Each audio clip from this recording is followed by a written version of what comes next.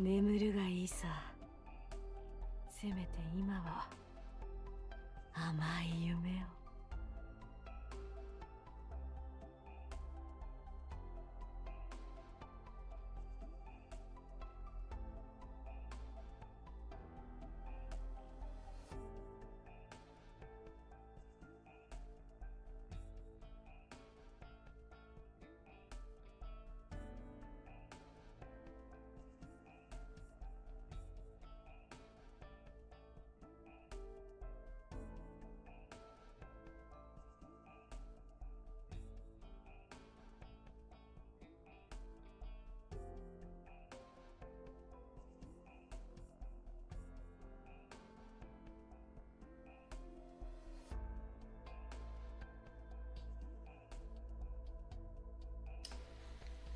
Alright, my mic is definitely on this time.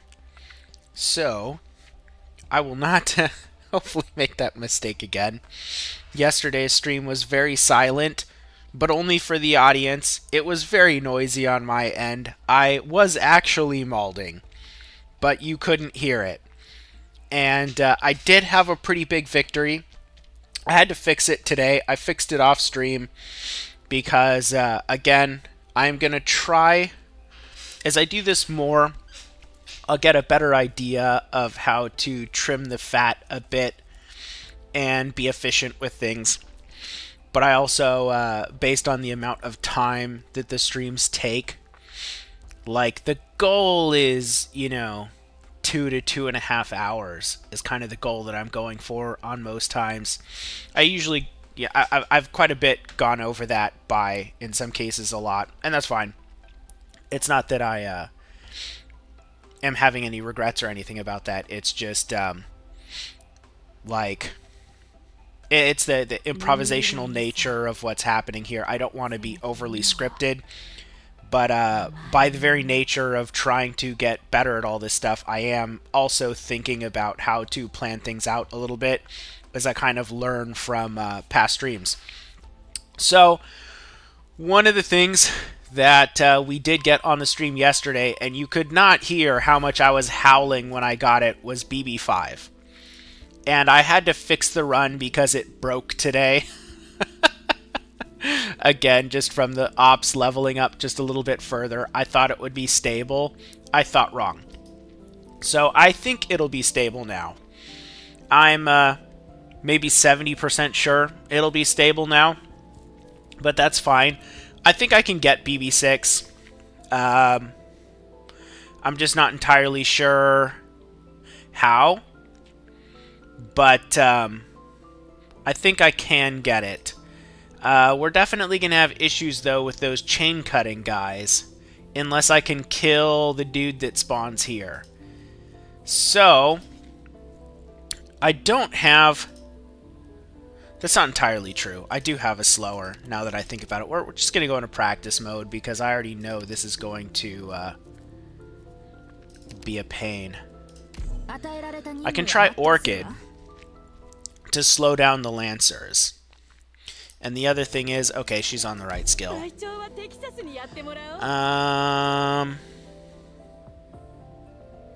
I mean, it's on practice. We'll see what happens. I'm just going to wing it for the most part for now.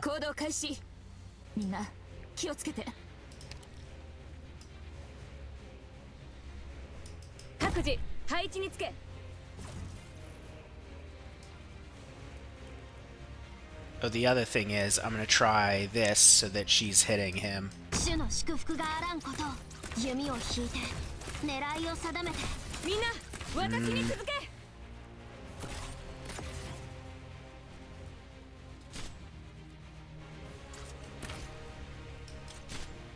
悪くない弦の振動を感じて Deployment order here.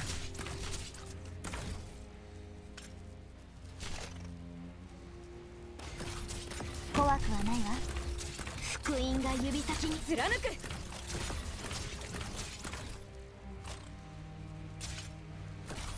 やってみましょう。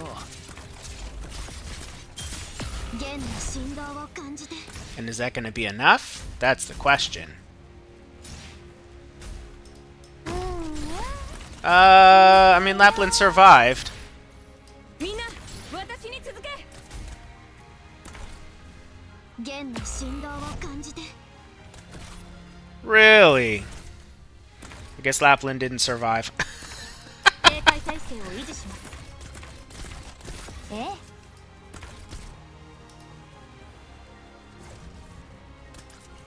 ここにいたのね。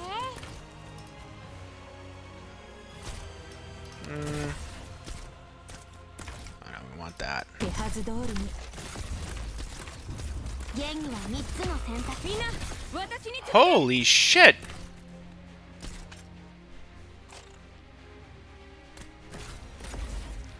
How the hell did that happen? 狙って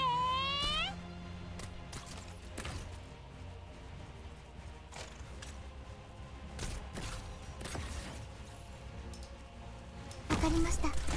弦の振動を感じて。雷鳴よ、轟け。やってみましょう。こ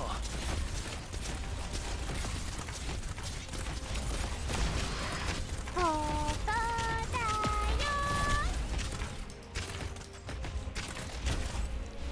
戦場は墓場よ。 What the fuck is killing them?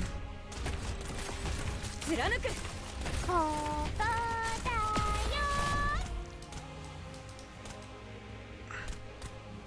悪くない。 Is it these things?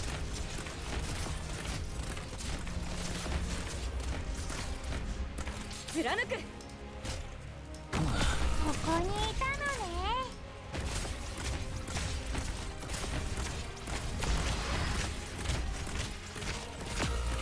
ドクター。 Holy shit, dude. ここだよ。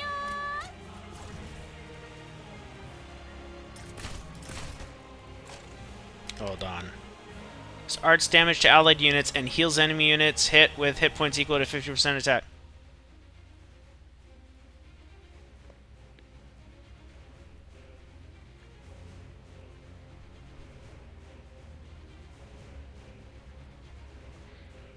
Wait, what? So 350? Deals 700 damage and 350 healing. Skill disabled when under the effect of stabilizer chain. Wait, what? These things are disabled by stabilizer chains? 大将、俺逃げるのもいいかななんて思っちまいやした。 Hold up. Is that even possible? よし。 What the hell are they talking 薬品の準 about? 備は揃いました。 Like if I put chains this way, it blocks the skill.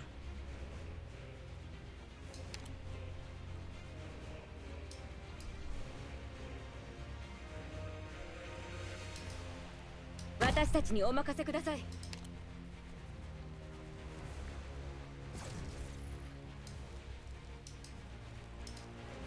戦ってる時は眠らない。ここに貫く。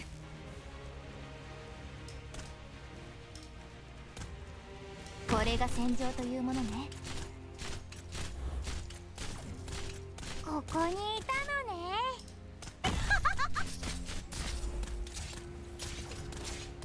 みんな私に続け。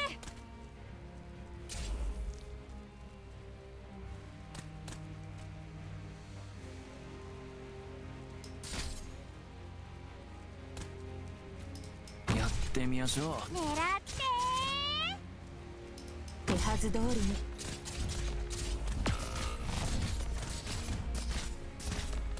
抗ってみなよ。ここにいたのね。 Freaking fuck, dude! 警戒態勢を維持します。 Oh, it's so annoying. ここだよ。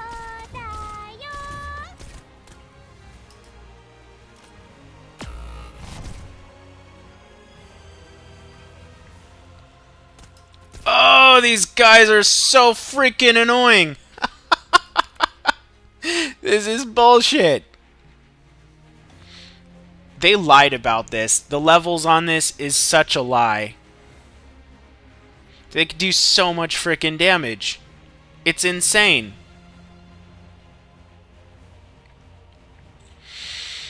Hmm. 狙って一発で仕留めます。主の祝福があらんことを。問題ない。ほら、しっかり狙って。 Are you freaking serious, dude? チャージ。弦の振動を感じて。 Alright, I have another idea. It's a stupid idea, but I have it. 私がなんとかするから。 How much the fuck do these guys do? It's like... That can't be right. B+. I wish they gave us numbers. Why don't they just say the goddamn stats in here?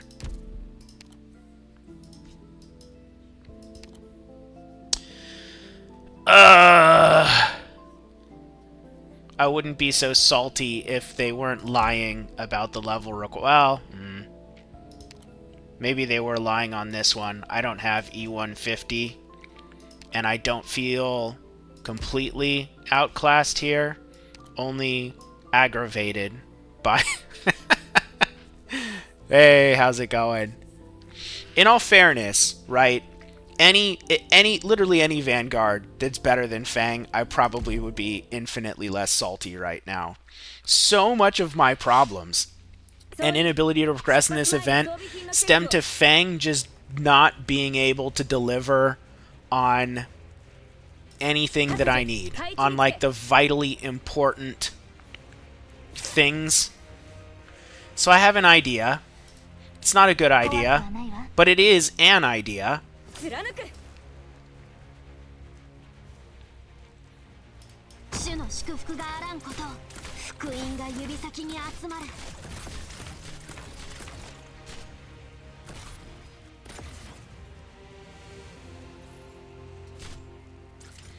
I don't think Orchid's gonna help. I just think we need damage. 狙いを定めて放つ。 貫く。 And Fang's just not enough. I have to get...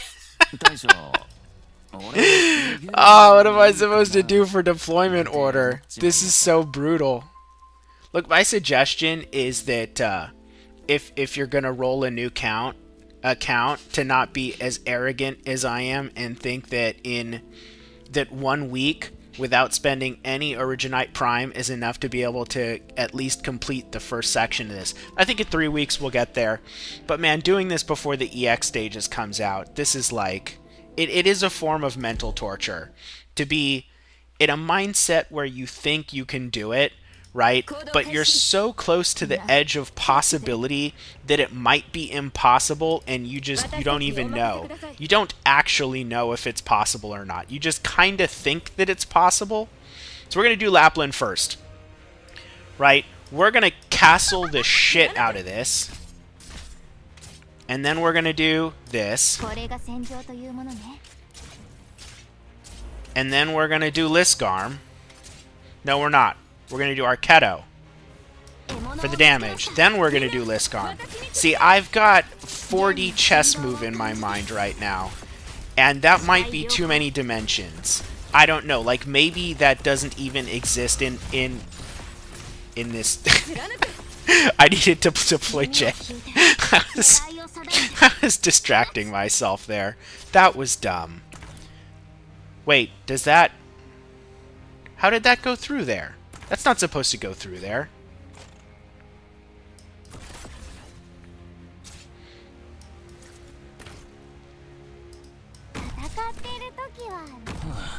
Oh, he's gonna die. Yeah, see, those guys, they don't hit that hard. And then suddenly they... Oh, maybe those things are what's hitting hard. And now he's gonna drain my DP. That's the problem. Holy shit, how armored are those?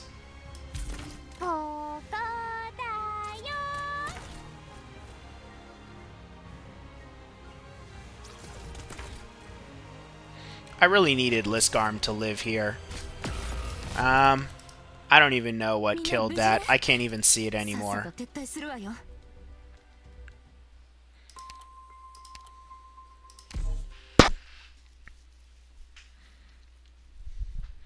I'm not entirely sure how long I'm going to hit my head against the wall on this. I'm not very good at infinite malding.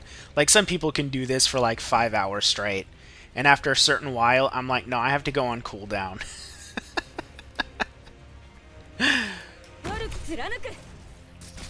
But man, I absolutely need... That's not right. I need Lisgarm to stay alive. We have no shot without that. And you know what? I don't think Arketo's doing anything. So we're gonna do this. Right, down with arts. I think we're just gonna need arts damage and time to kill him. And now I need to stall this asshole. And then that.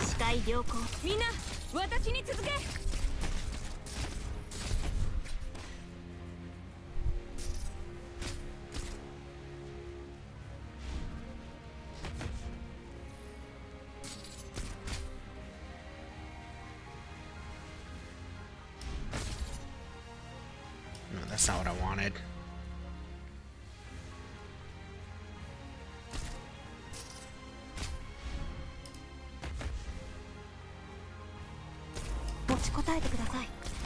Live!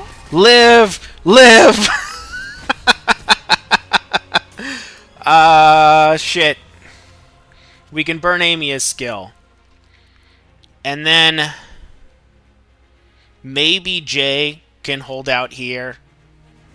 Actually, it might be better to put Jay out here, because I don't want him getting zapped. And we just need to reduce the number of blockers we're dealing with. Actually, maybe I'll put Jay up here so that he doesn't get... No, I need Jay for the Lancers. Because if I don't block the Lancers, then she dies and I'm fucked. So I have to rely on the castle strat and just hope they don't get to Fang. And we just have to keep Jay to drop for a Lancer.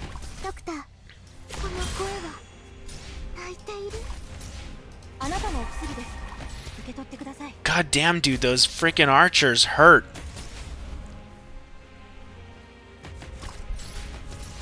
Can I even fucking block this guy? Like, I don't even know.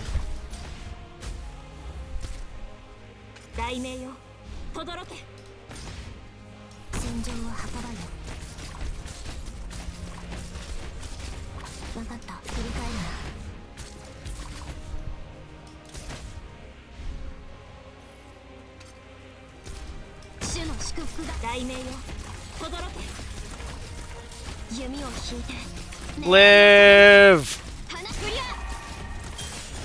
Fuck him up! Fuck him up! Yeah, it's right, you asshole.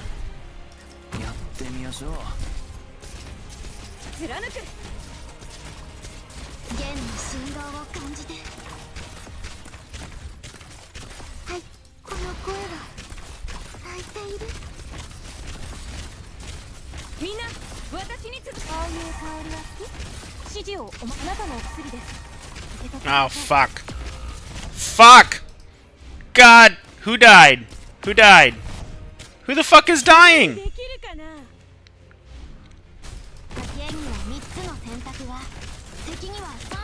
Oh, you bastards! Why? Why is this happening?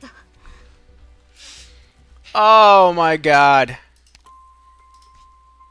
I will come back. It's so annoying.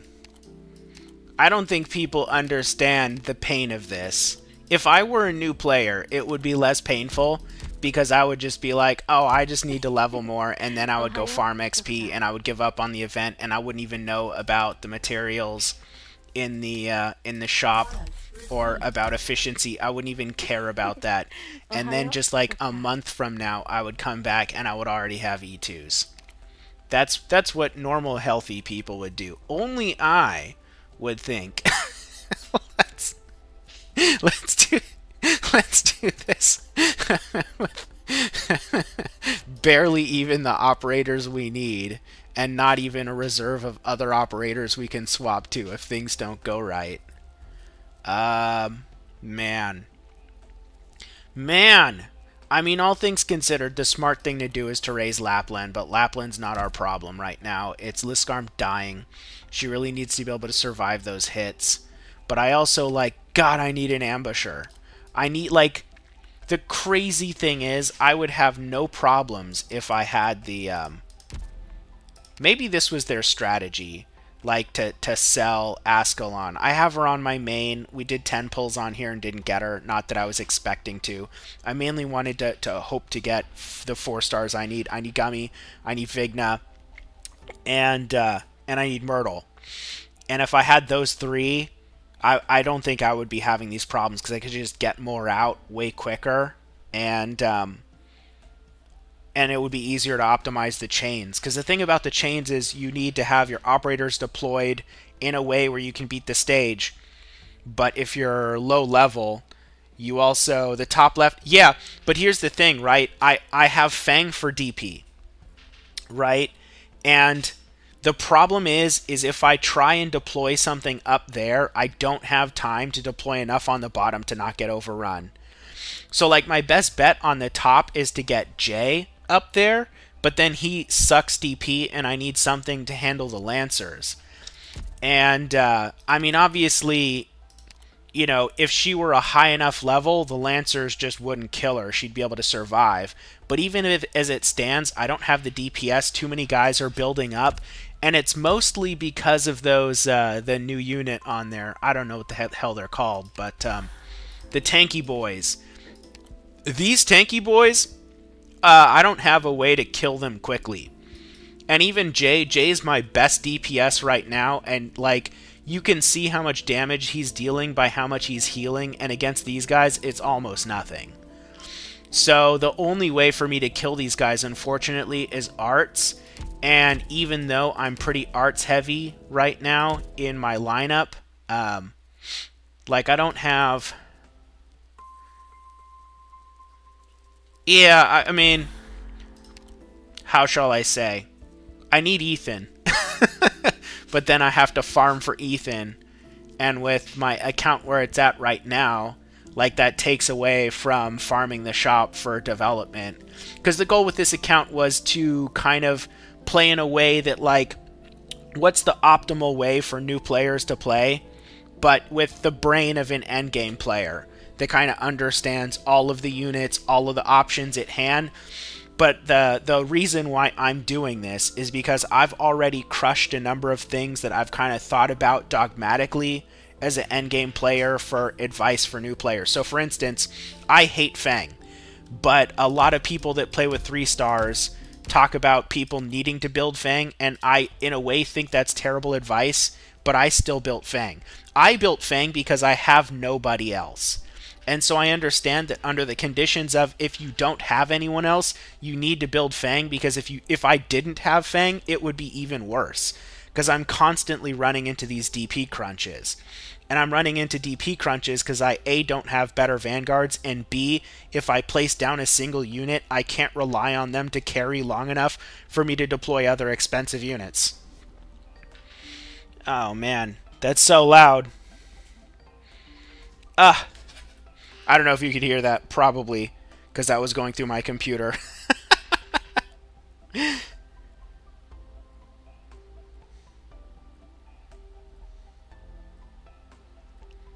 Wifey. I should put up the wifey banner. Anyways, with Fang, what was I talking about? Oh yeah. Like if you have a more powerful unit that you can place down, like right now, Fang is okay.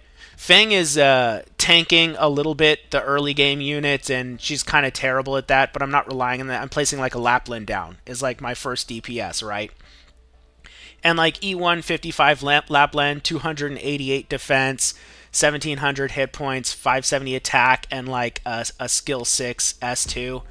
What I'm not placing down is like I have to think about what I would probably normally place in my endgame account. Like I'm not placing down like a like a Jessica Alter or a or I'm trying to think what units do I use a lot these days. I actually don't use a ton of guards. Like even a bagpipe can be really tanky, depending on what, because she'll either kill something so fast they don't even hit her with S2, or in theory, if you actually have to face tank something, you can use S3 to boost her defense to actually defend her levels, you know. Or some people might place a mountain, or you know any or like a mud rock if you have like you know Myrtle and bagpipe or something, you know. And so you have these units that can hold out for long enough for you to kind of get out the rest of your DPS. And like I just don't have those options. So it's like when I place Fang, what I really need is like a second Vanguard, but I don't want to have to build vanilla because the goal of the account was to get Myrtle and Vigna, right? And I don't have Myrtle and Vigna, as we can see. And even though I've been recruiting as much as possible, actually, let me see. Did I burn? I might not have burned my. I have one of these. So let's hope that I get extremely lucky. Nope. Nope, not lucky. And for a while, I was just picking tags, hoping for a random upgrade. I've been really unfortunate with these as well. So, I mean, I need a Gummy, I need a Myrtle, and I need a Vigna, which I guess Myrtle and Vigna both fall under that tag. But yeah, I just have not been, and even like Gummy too. If I had a Gummy, like I could put Gummy behind Lapland, and that would help a lot. The Lancers, I don't know what to do about the Lancers. I mean, the other thing is, like, instead of dropping a J, I could probably put Noir Corn in there. Wait, what? Oh, a Melantha Pot. And the other thing that I can do that I've thought about, but again, I would have to spend resources that I'm really thin on right now. This account's literally 1 week old and some days. And I haven't spent any OP, and I've only done most times it's only been playing like once a day and not twice because I have work. But I could build her. That's another option too, and I'm highly considering it. So it's been this account has been really rough only because of the event. I kind of wish that it was a dead week right now while I was doing that. Dead month would be more opportune because I could play more like normal. Yeah, but the thing, if I go into like the story stage, it'll be like a cakewalk. Because like I was malding forever to get past that 5th stage, and it says it requires the same as this, Elite 1 level 30. I crushed this no problem, right? And like if I play this stage, this is the stage I use for testing units. Like I would crush this no problem. Like here, I'll play it just because. We'll get rid of Orchid. You're useless. Go back to Mouse the way it should be. And let me make sure that's actually the way it should be. Actually, you know, I do have another unit that I occasionally put in here. In the last one, I needed to use Kafka. I kind of got lucky and got her. I mean, lucky would have actually been Texas, so I guess I didn't get lucky. But I did use her to beat the last stage. My level 1, easier level 1 Kafka. And so, like, but no, I think these ones are rated fairly. This shit makes sense. When I go in here, I'm like, yeah, like, with some strategy, you can get here probably below that level with the right units and with solid optimization, right? But when I go into the new stage, if I meet the levels with the best that I have, and I think for like hours on end, I still always come to the conclusion that I'm getting hard stat checked. And that the only reason I could make it past the last stage was because I leveled Jay like all the way, and like without Jay it's not possible. I tried with I even for a while I needed Jay and Kafka, but I think I just got to a point where that's not necessary. I think just I feel really arrogant. I'm like, Lapland could solo this, and I'm like, wait, I'm not on the right account to think like that. As soon as I have the option, it's like. But I've played this stage more than any other stage in the game because this is where I test units when a new unit, because it has the one spot where everyone channels through, and I don't have to deploy much of a squad, so I can really just see what an operator's kit does. The one problem with this spot is that most of the enemies have some arts resistance, and even these guys are somewhat weak to physical damage. So even just having Arketto here is gonna pretty much like slaughter everything here, unless she dies, which, you know, I can make sure doesn't happen. Oh, also, this should probably just be a Lisk arm.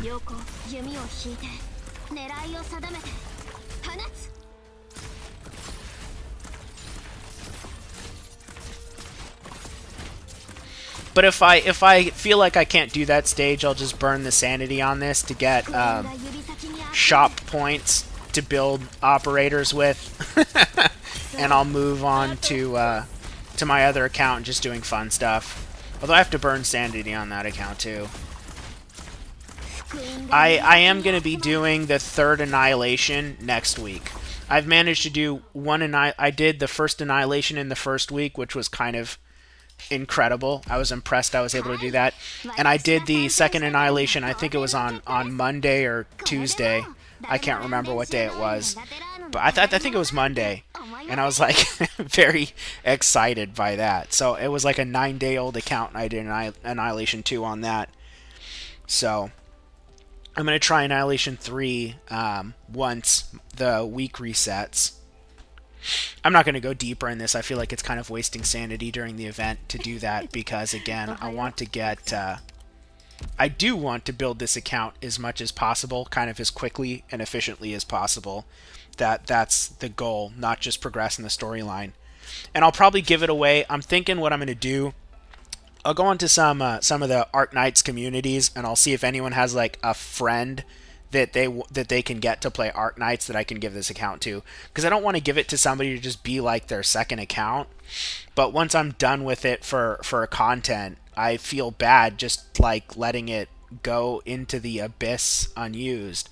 So I'm hoping I can find somebody that I can just associate an email to it, and then they can take it over. I don't even need to know the password ever, you know. But I'm not entirely sure what the best way to do that is. So I'm not spending any OP outside of the, what are they? These right here. And then I am doing 10 pulls on new banners for the guarantee because it's the most efficient, except on the kernels. But if I get a choose your own kernel, then hopefully I'll have the certs to buy a bagpipe. So that's kind of like the premise of this account, is to do as good as I can with the expected resources of a new player, and then I'll have all the footage from it, and I can kind of chop it up into a guide that really says, like, these are the things that I believe, these were lessons that I kind of learned along the way that surprised me. And like the biggest one is that, like, gravel isn't a guarantee. I did not realize that you could get to chapter 4 and not have a gravel, right? You want to bait an attack from Skull Shatter? Yeah, you don't get to. You just, not an option. No gravel. So I have a gravel now. Luckily, I did get that. I haven't built her yet because we went with Jay basically just for the event, just to get past stage 5. Yeah. So that was, yeah, it was insane. It was insane to me because there were a number of units that I thought were guaranteed, and Gravel was one of them. Think of how many Kyostin guides use a Gravel in it, in the low tier guides.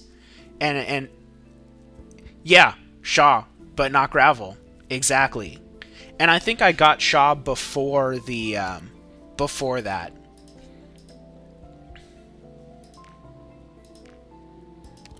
So that was like a shock to me. I was literally like, I can't believe I didn't know that Gravel wasn't a guaranteed unit. And like when you're a new player and you don't have a Gravel, if you could be a tactical genius and you're at such a handicap. So that's definitely something I have to talk about, is like what units, if you don't have, are like a big deal. Because I already knew I was blessed. I didn't realize on my first account how lucky I was, but let me explain to you what when I had a brand new account. I'll even show you. I'll show you the unit order recruitment. So my starter was Hoshiguma, and so many people would have re-rolled that. But I think that Hoshiguma was objectively better than Silver Ash and better than Exusii, the operators people really wanted back then. And one of my first 5 stars was Texas, before she was even guaranteed through the pin boards. So I started the game and I had a Texas, a Vigna, a Hoshiguma, and relatively early on I got a Silver Ash. Right? Before I had E2 units, I think I got a Silver Ash. But Silver Ash didn't really carry me, and that's one of the things I wanted to bring up, because Silver Ash is not that great until E2. Just like Exusii, just like Thorns, just like a lot of units that people say, oh, this is like the best 6-star you can get. And I always thought that a lot of the 6-stars people recommended weren't actually good starters, because if they don't really like Thorns in particular, if I got I did not use Thorns in IS2. I just didn't, and it was because Thorns was unreliable. If you just got unlucky and you didn't get a guard tag or something to upgrade with, and you were stuck with him being E1, he was awful. So I just stopped using Thorns and used Lapland, because Lapland at least was useful at E1.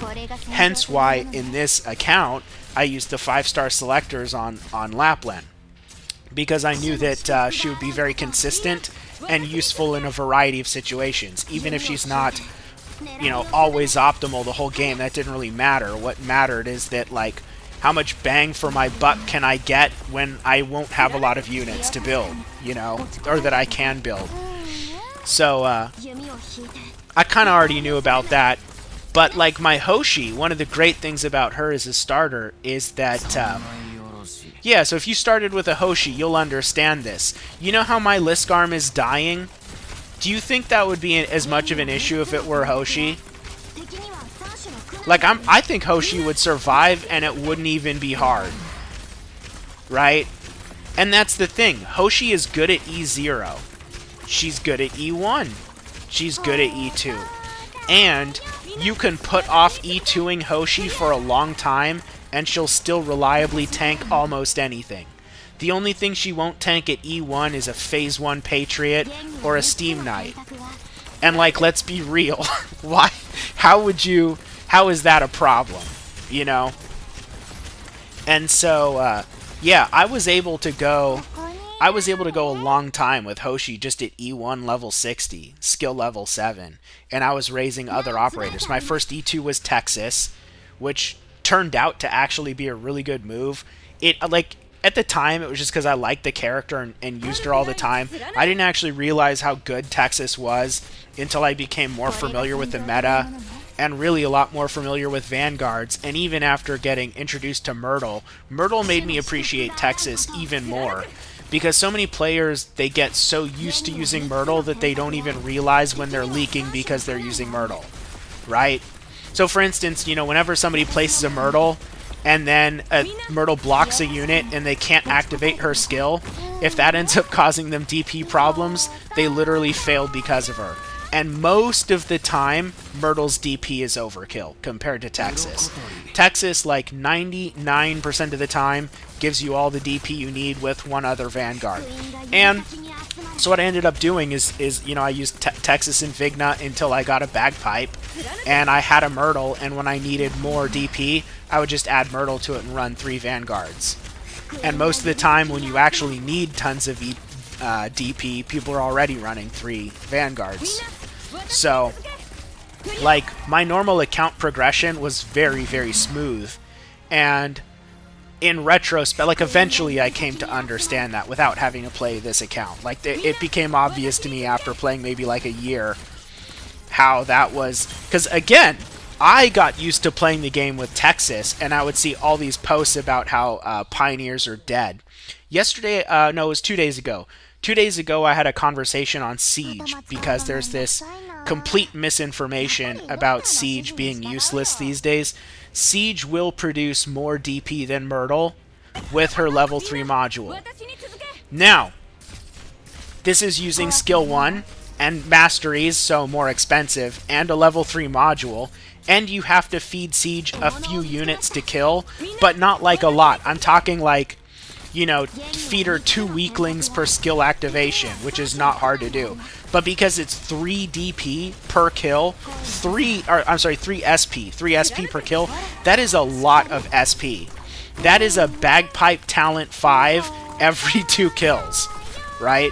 And then she kicks another, you know, 1 SP to any other Vanguard that you have. And I wasn't even taking that into account. I was just saying if you have 1 Vanguard, and I put a Myrtle here with a flag and activate her skill as much as possible during this, it was actually the stage I showed you, was that 4-2, right? I put a Siege on there, and then a Mountain to actually kill all the units. And I was just I had a Siege in between Mountain and the other unit so that she would be fed units, and I just had her skill 1, which is auto. I don't even have to click a button. And then I had Myrtle, and Siege out DP produced Myrtle. So it's one of those things where it's like, I get that there's slight conditions to it, but the other thing is, Siege can block and Siege can kill stuff. And so even if you're not getting perfect efficiency out of Siege, it's not as much of a trade-off as people think. And that's using skill 1. I'm not even talking about skill 2 or 3, which of course everyone knows about skill 2, but then I showed off skill 3. I'm like, people always write off Vanguards because of because they do it in a vacuum. They don't consider the rest of the team, right? And as soon as you add like a Sculptor or a Warfarin or something like that, like you're talking buffer synergy, like Siege's S3 is a good example, because Siege's S3 with a Warfarin buff hits for over 6,000 damage. And every kill she gets will charge her skill faster. This is the nuance. You cannot... she still has SP lockout. It's just nuanced. So Siege's S3, the SP lockout only affects other units. So for instance, when her S3 is active, you can't Warfarin battery her, and you can't Lisgarn battery her, you can't Saria battery her.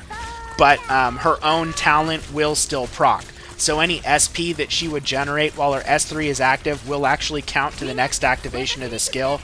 And again, 3 SP per enemy means if you're not using it on a boss, like, her skill downtime is ridiculously short on S3. The biggest weakness is actually the wind-up time, because it doesn't do multi-target. So you can actually leak with Siege S3 based on her wind-up, if the units are kind of in that funky zone where they're not getting 1 shot and they should get like 2 shot or something, but they have like a little sliver of life or whatever it ends up being, right? But yeah, I can show you the damage that she deals if you want to see it. But Siege is such a slept-on unit. People write her off, and I'm like, why? And then they say it's because Saga power crept her, and I think of Saga in like a completely different way than Siege. Like, to me, they're not similar units. I mean, they're in the same archetype. They block too, but like, it's, Siege isn't, like, I've never used Saga to feed someone else SP, let me put it that way. But it is something theoretically you can do, and I think the reason is with Saga, like, I don't use S3 for her. Normally, if I'm using Saga, it's specifically because you get the ability to activate her skill without feeding her enemies, but you also want her for pseudo AoE. And in Siege's case, which you want her if you actually need the true AoE, or if you just want to be lazy, and if you actually want the DP, then you need to use skill 1. Which is actually good on Siege just because of her level 3 talent. But because everyone dogmatically thinks that skill 1 is trash because flag bearers are more efficient, well, when you don't take the talent into consideration, they like never thought to actually test it.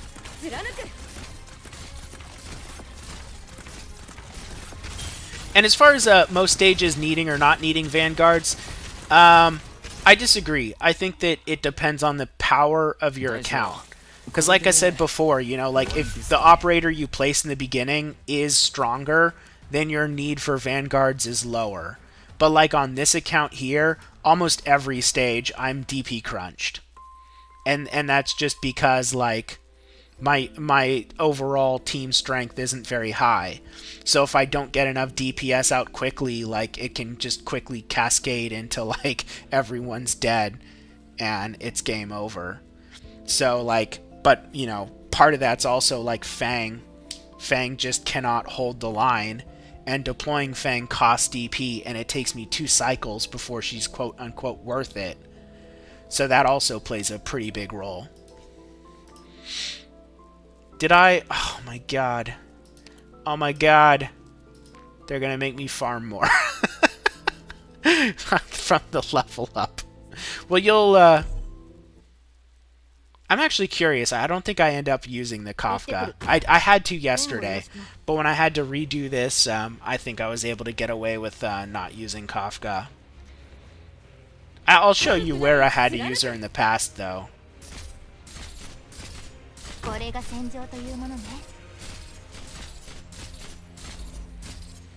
If this were my only account, the level ups would be like awesome. But if I'm trying to like move on to something else, yeah. If I'm trying to move out to something else, it's like, oh, now I gotta like queue up the farm again. So right here, when these units start piling up on Lapland, she didn't have the damage to kill one of them enough to hold this line, and they would start leaking, and I had to drop a Kafka back here to stall, and then even like kill one and a half of them, something like that. But I think now she kills them, yeah.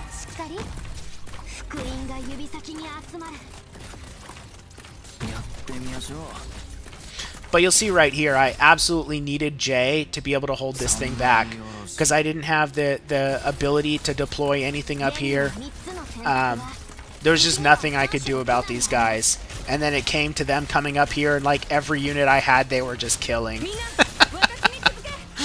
And now Jay has just enough healing for him to be able to tank them between his damage and their healing. And it helps that these guys have literally no armor. So Jay's skill is actually very good for keeping him alive. But it, like, this strat does not look very big brain. This strat took hours to make, tons of molding, me sitting in bed thinking about how to do it, me looking at units for like hours, and then yelling at how much I hate Fang. It's so on the edge. This is like almost a max risk clear.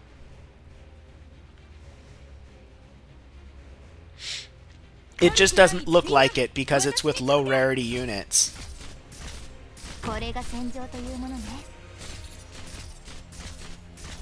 Also, the other thing about it is that the operators are gaining trust while the runs are happening, and so the margin of error is becoming greater.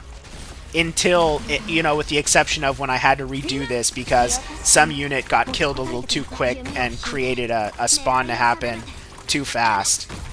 So I did have to revise this. Some weird thing was happening where she was leaking, and then like the Kafka was getting retreated at the wrong time, and it broke my replay.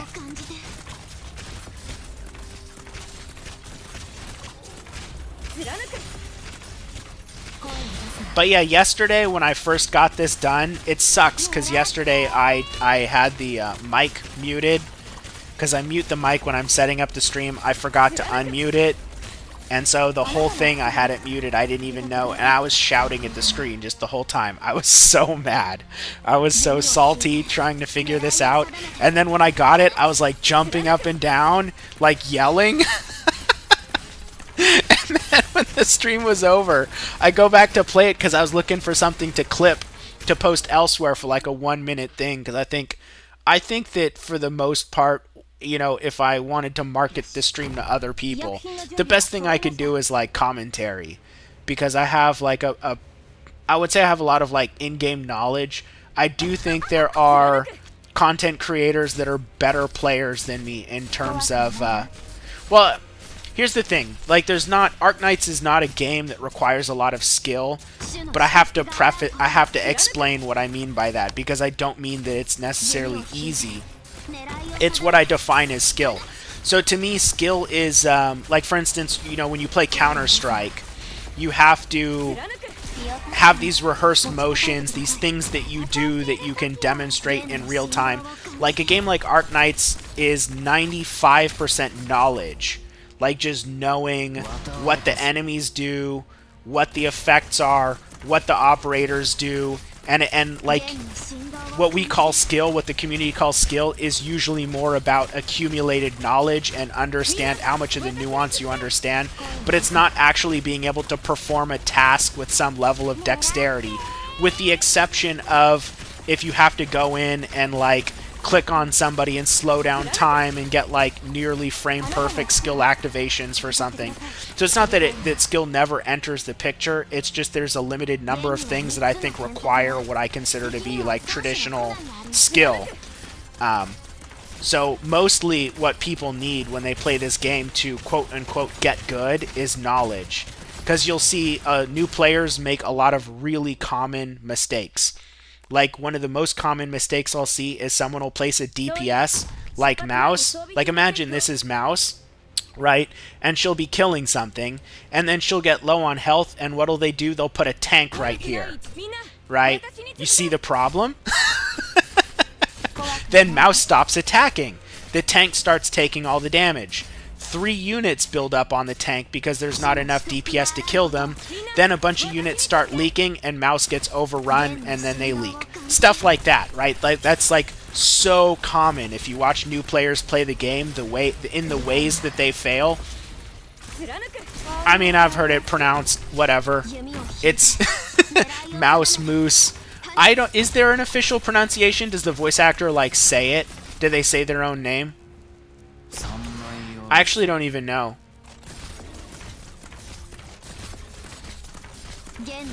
At any rate, that's like a really, really basic example of something that I see, and it's because... Yeah, that's true. She's named after the dessert. Yeah, that makes sense. You know what? I literally never thought of that. Because, like, vanilla, sure, named after the flavor. I get it. Cement, also named after the flavor.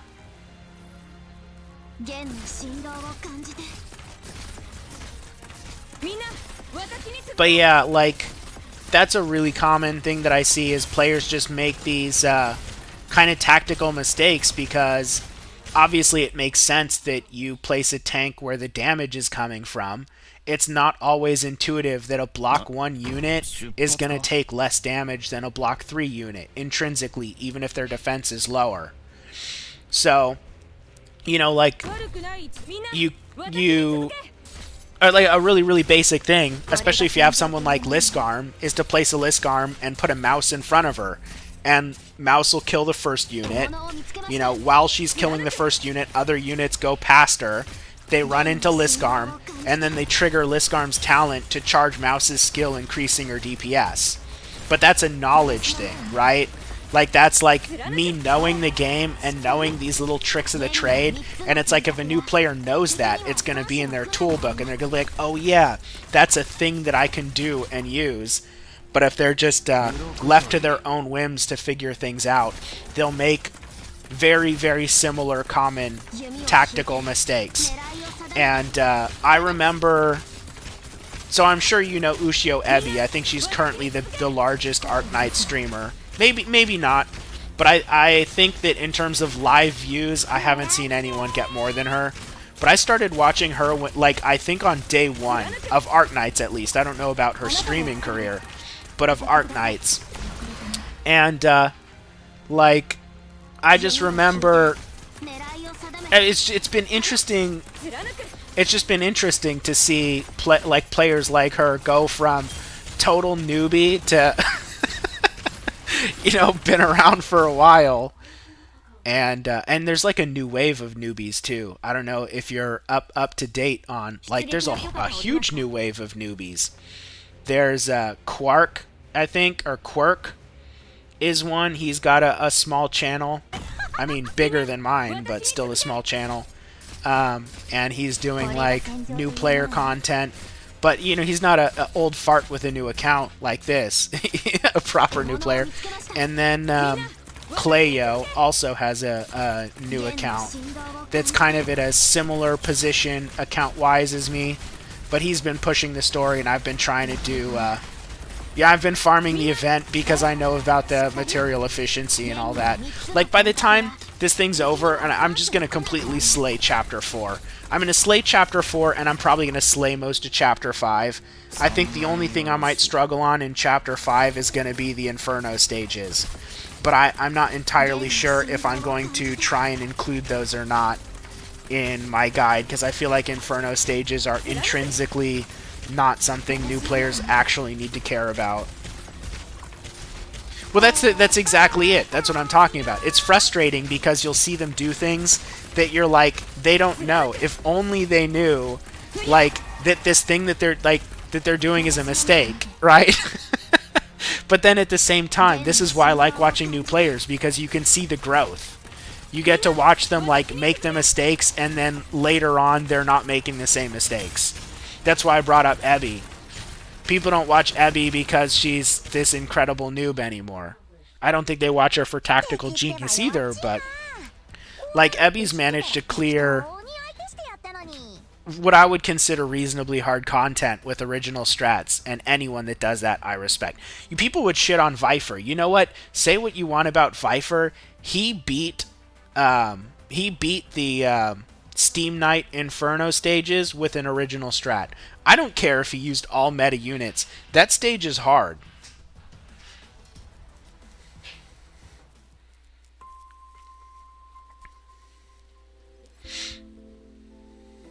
Oh, I still have some, how much of these do I have? Good amount of polyester. I don't think I super need devices. I'll farm this a little bit, and then we'll switch over.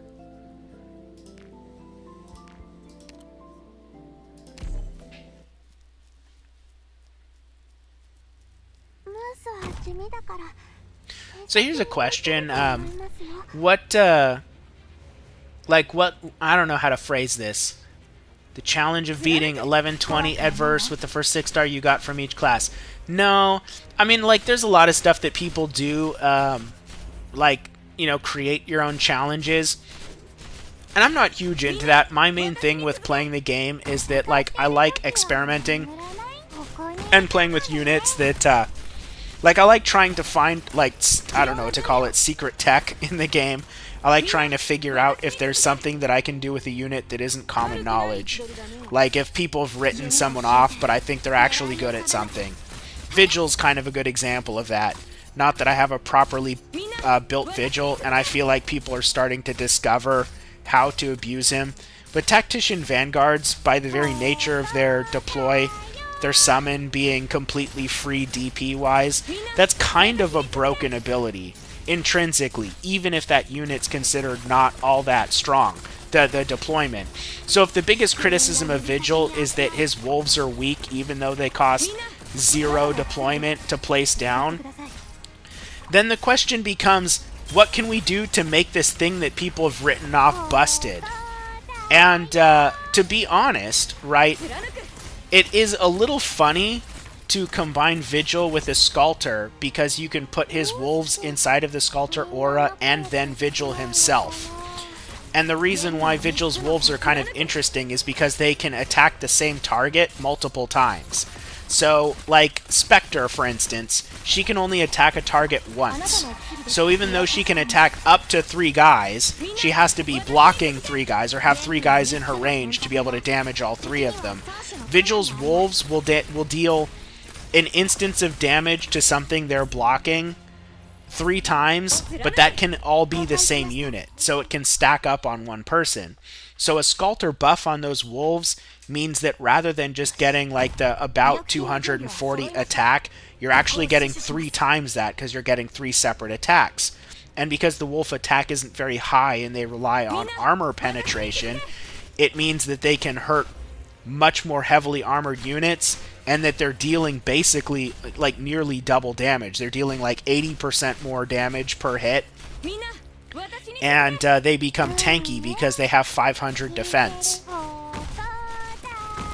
So, like, I mean, tanky within reason, not they won't be HP tanky, but hey, they're semi-immortal, so who cares? And then Vigil himself, he's also getting, you know, the Sculptor buff, and he gets a multiplicative damage when he's attacking something that his wolves are blocking. So between the wolves and Vigil, a Sculptor buff, I think I did the math, it adds 988 DPS to Vigil's kit. That's without including skill damage. So that's just what you're getting from Sculptor.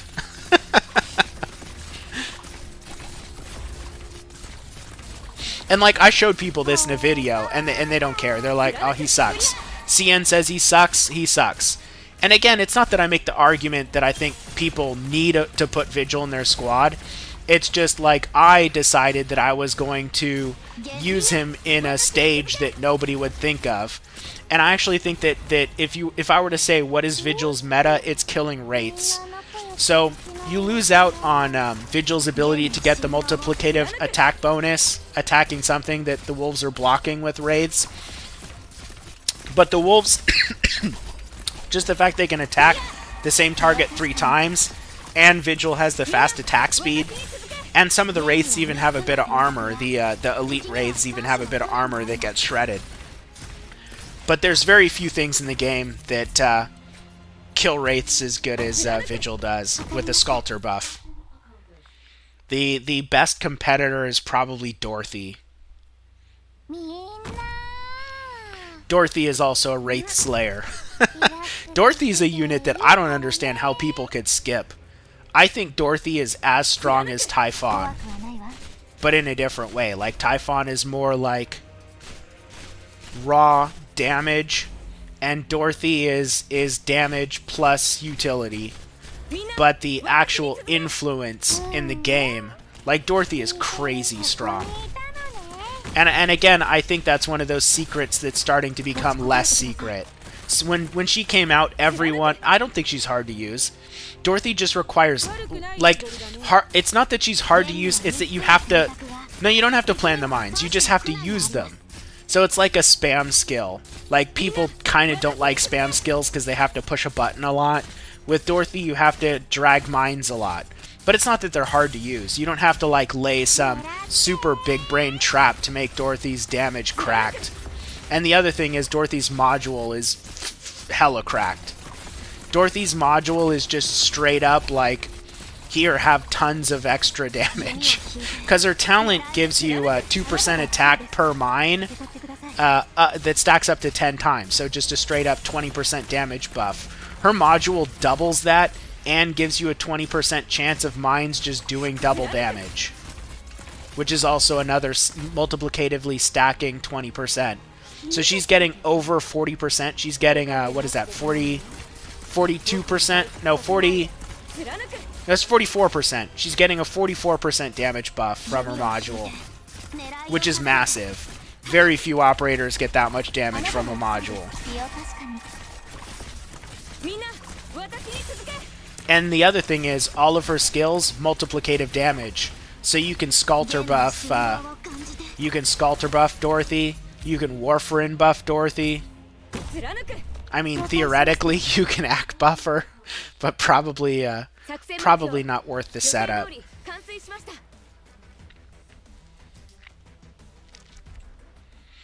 I'll go play IS4 and I'll use Dorothy just so that you can see what I mean. Because she's like, she's insane. It blows my mind how good she is and how much people slept on her. Oh, I have to do this. Alright, switch over. Arknights. I hope you didn't run into any trouble. Yeah. Doctor. I'm not a huge fan of IS4, to be honest. It's like, okay, I can tolerate it, but I just think IS2 it was the best. It was the best. I still go back and play IS2 just to be reminded, just to make sure I'm not crazy about that. We'll do these ones.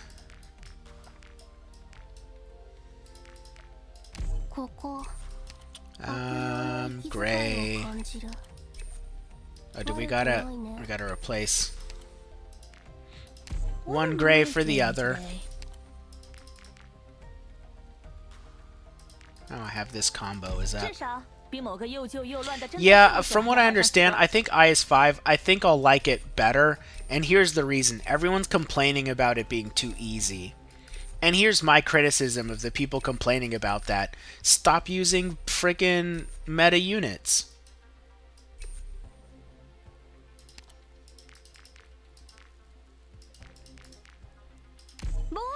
Like, I think that if people want the game to be easy, they should have that option. I don't think that it should be forced on you. And that's kind of one of the things I think the game did a better job of this in the past. But, like old CCs, Risk 18 was in general considered not terribly hard for new players. It would feel really hard for like and I don't think that it should be, but you could do max risk.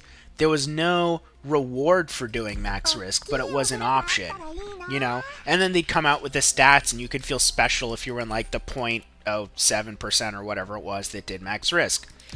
And to me, that was like that's like what I call organic difficulty, right? And that's where players say, oh, if the game feels too easy, I'll just use 4 stars or I'll use 3 stars, right? But I don't like this idea of, making the game hard because you came out with a unit that makes stuff that you wanted to be hard too easy.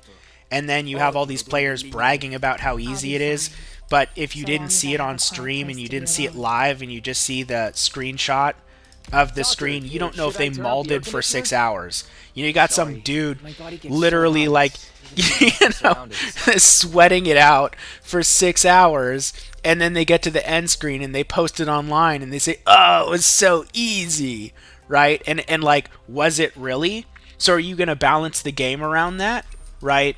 And so that's always been kind of one of my things. And it's not that I'm against certain things being hard. I just think that organic difficulty is better than forced. Like, I hated Chapter 13. I hated that the whole bomb cart was like this super forced mechanic. You literally cannot brute force this, and I think that's a sign of bad health. I think that every single stage should be brute forceable. Maybe it should require good units and lots of investment to do, but I think like if you're going to have that minecart and bomb mechanic, it should be so that you can beat the stage with 3 stars, not like just to make it annoying and have all this damage resistance and then come out with Viviana as like the one tool against damage resistance. Like, there's just, I didn't like the direction the game was going in, and Babel actually has given me hope that maybe they've learned from that mistake a bit. And also CN getting upset about Walter's power level. Those two things gave me hope, because in the past it was always like people would be the most hyped for the most busted operator. And I actually think busted's not even a good word, because I'll defend most of them. Most of the operators people say are broken, I don't think are. I don't think Chalter's broken. Any trouble, Doctor? Yeah, no, I hated Design of Strife. I'm one of them. I don't even like Reclamation Algorithm, but my reason for not liking Reclamation Algorithm is because there's too many things in there that waste your time.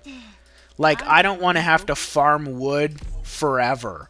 I want to have to farm wood until my base produces wood. You know, I want to be able to farm steel until my base produces steel. I don't want to have to like go and specifically farm wood just because if I want to move a structure, it costs me wood. Like, why can't I just move something? Moving something should be free in the base, you know? If I build something in the map, why is that not permanent? So there's all these things in Reclamation algorithm that just feel like it's there just to make it take more time. And I actually... Oh my gosh. I don't think I can get anything special with this, but I'm not sure. I might have to look up these tags, which means I'm not going to do it right now, but I'm going to burn that. And I have to burn at least a little bit of sanity.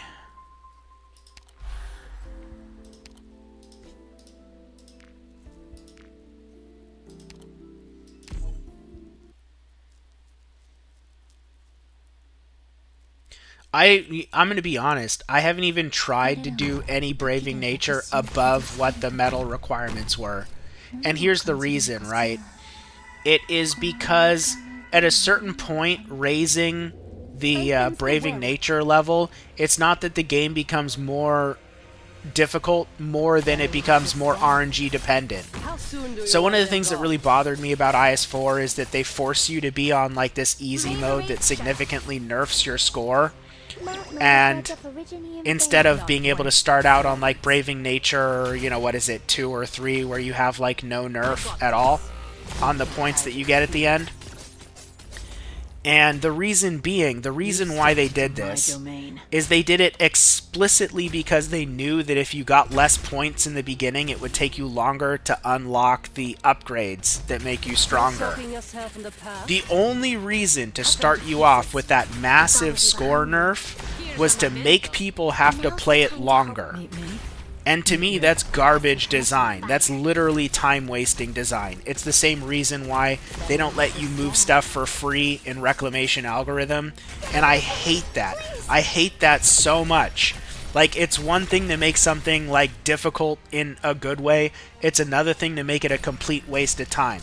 Now, where that factors into Braving Nature is at a certain point, you start playing the game where you're recruiting the same units every time. You're using the same team every time, you're trying to get the same stages every time, and you're expecting different results while you're using the exact same strats every time. So it's no longer about, you know, skill as much as it's about RNG. You're literally doing the same thing expecting different results. And once I start feeling like that, I'm like, I'm done with this. Like, I'm not... This is dumb. It's not respecting my time. I am actually for more RNG in integrated strategies, but I have to caveat that there's more than one type of RNG. There's like the type of like frustrating RNG that makes you more likely to fail stages due to no fault of your own, bullshit RNG, and then there's good RNG, which is basically that there's something unexpected that you have to work around and improvise. I think the best elements of integrated strategies were anything that makes you have to think on your toes and not be able to use the same units, the same strategy, you know, look for the same stages every time. And so a good example of that, and the reason why I think IS2 was the best, are like, think of the hallucinations, right? Hallucinations, they might drain your hit points, but at the same moment, they could also hurt the enemies, you know? And like... you could have these meme moments where you don't even have to deploy an operator and everyone dies on some stages. But you could have other times where you don't have anything to heal and now you're fucked. There's literally no way for you to beat the stage, right? But because of that, right, like, because the hallucinations were, they felt even, they impacted everything, you might, even without a healer, you might still be able to complete that stage, because maybe some of the enemies will die on their own, and you just have to manage your redeployment times, you know? And so that, to me, that's what made that still okay. Then we got IS3, and the equivalent of that was aberrations. Most of the aberrations were straight debuffs, and there was nothing good about them. The only good aberration in IS3 is the one that automatically activates skills. And that's just because it's funny, and some auto skills people like better with that. But because of that, because it's not just a straight debuff, it's like this trade-off, that might make you adapt a little bit, I was okay with it. But just minus 50% everything, that's bullshit. You know, it's totally bullshit. And then you get enough of those stacked on you, and you're literally, you just end your run. And if you don't end your run, you're wasting your time. Because then you're just spending extra time to try to save a run that's unsavable. And, like, you don't have to do anything wrong for that. The other thing that I didn't like is the dominoing. In IS-2, if you leak a unit, you just leak a unit. -1 life, that's the end of it. In IS-3 and IS-4, every leak, it has a compounding effect, either because it decreases your life, that increases the rate of aberrations, or because it increases your collapsal value, which also gives you these global debuffs. And I think that's stupid, because stronger global debuffs equal more leaks. Why should the leak that I'm already getting like, if they got rid of life, or if your life reset every level, okay. Like if they said, okay, gaining life is now really, really rare. You start out with like 3 or 4 lives, like in normal content, but every time you get to the next stage, it resets. If the life points didn't carry over, I could get having the life value, or having the light value or the collapsal value on there, because that would be your actual penalty for leaking but not failing a stage. But it's not. You have the life on top of that, and you get no benefit for those. I think it would be way cooler if the collapsals were a trade-off like hallucinations. So instead of just a debuff, it's like if for each collapsal value you had like an increased chance of getting folder tolls. That might be cool, because then you might say, oh, I want to get my collapsal value higher so that I get more folder tolls, so that when I get to this boss, I can use a whole bunch of folder tolls and be overpowered. So you have that trade-off. You have that risk versus reward, right? And there's just no benefit to having for having the collapsal value. You're just getting screwed. And it's the same with like the light level. Like I think the light level, there's maybe, I know it's tied to like an ending or something like that, but I feel like for every aberration you get, you should get like an XP bonus or something, an XP and ingot bonus. So because I think that people should actually either say, oh, we're gonna go for aberrations this round, like we want them, right? Because we have some way of exploiting it, or, you know, we can work around it. And also it helps, like, you get this aberration on this op, but it makes it easier to replace them. So maybe you can't use that any op and you have to adjust your strat, but if you're getting more XP and more ingots, it's way easier to replace that operator. And so it's like that lack of trade-off. That's what pisses me off about the other ISs. And again, when it comes to like the braving nature modes, like IS-3, it just had the mainly one difficulty. Like, yeah, it had a hard mode. You didn't have to play on it. Follow me into the shadows. I don't know how many people did. Easy mode didn't allow you to like make the same kind of progression, at least when it released. I don't know if they changed that. But I think that the one difficulty is kind of the way to go, because it's the Elden Ring, it's the Dark Souls balance discussion, right? If you only have one difficulty, you can fine-tune the challenge in that mode to a really precise level that just makes it the most fun and feel the best. And again, I think the best way to make this game harder, I guess, is people will self-impose that. People have their niche nights, they have their low rarity nights, they have their no gotcha nights, whatever it is, male nights, right? There's ways to make the game harder, and again, optional content. I think it's fine to have things be Design of Strife level difficulty, as long as there's no reward whatsoever attached to it. Remember anything? You know? So the one thing that I think Design of Strife did right is that the hardest stage was completely optional. Bear in mind, this time, I'm ready to correct. But I hated Design of Strife. I hated Pinch Out. I didn't like the changes to the new CC, and I think that IS-2 was the best ever. But Babel event, I think, is great. I do think this event is good, even if I feel like they're lying about the level numbers. Actually, you know, this E2 level 10, this isn't a lie. I agree with this. And E160 on this one, I probably agree with that too, because I don't think this stage is terribly difficult. Actually, I didn't think this stage would be terribly difficult either, but, well, in all reality, it really shouldn't be. I still think there's a way for me to beat this on my other account. I just have to think about it, and and I'll get inspired at some point. But we'll go into, we'll do, oh, I have an IS3 run. I guess I have to finish this first. Let me see what I had. I'm at the, what is this, the floor 3 boss? Oh, this is a special boss.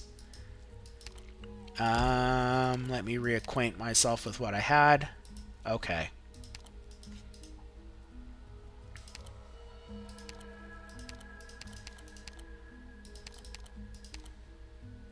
Go right ahead at any moment.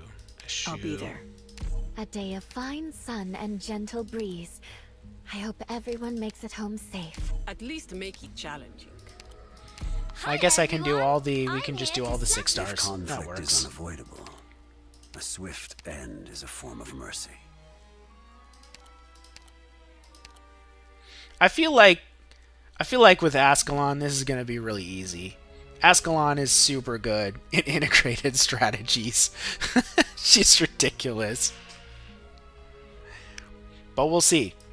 I've never used Ascalon against this boss, but Ascalon and Hodor I've had a lot of fun with in integrated strategies, to be honest. Hodor just because I think he's like funny. Also, remember to keep a safe distance from the lava and give regular status reports. Is that worth it? Is it worth the risk to set up here? Well, what's the worst that can happen? Worst that can happen is I fail this run from... I normally set up back here, but we'll be semi-experimental. Why not? No one will find it. じゃあこの宴会の歌に耳を傾けてその目を見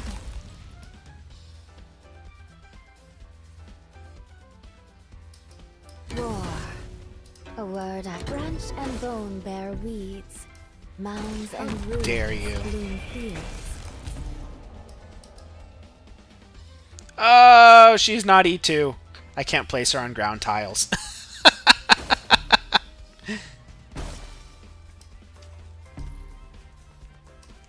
Ordering sense deprived by You know, Hodor might actually be kind of cracked against the Frost Nova flavors. 心に染み込んでいくわ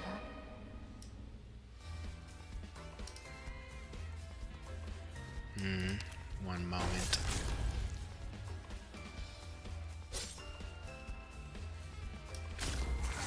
We will probably redeploy her. But I think that's what we want. Focus elsewhere. This is going to feel probably a little dirty. Like, I feel like Ascalon's going to trivialize most things here.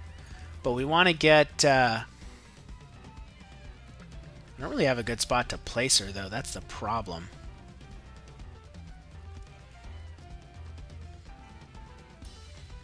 We'll get Ina's redeployed somewhere as well. We'll do that. Probably. Volcanic And then stuff that'll let contains me... lots of originium particles. Let's not It stay might be too better long. to do it that way.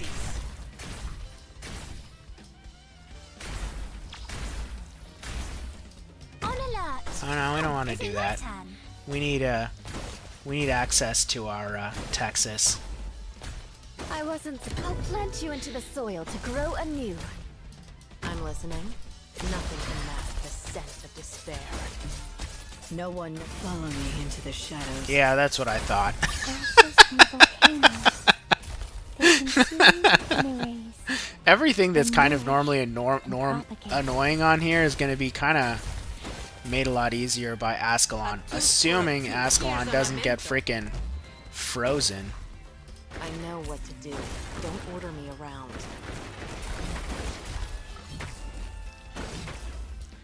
You know what, though? We are going to get some chip damage in here. I wasn't clear skies for Qingning, rain clouds for Guoyu. That'd be a bit funny.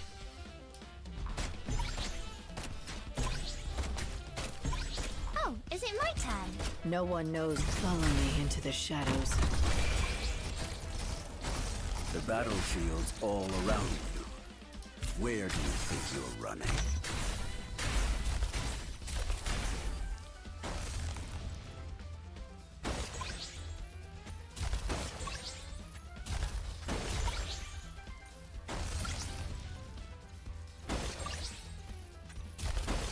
Oh, come on. Pass on your last words?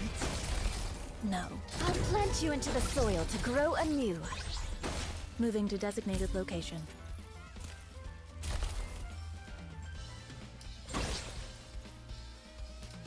You stepped into my domain. Alright, that's kind of annoying.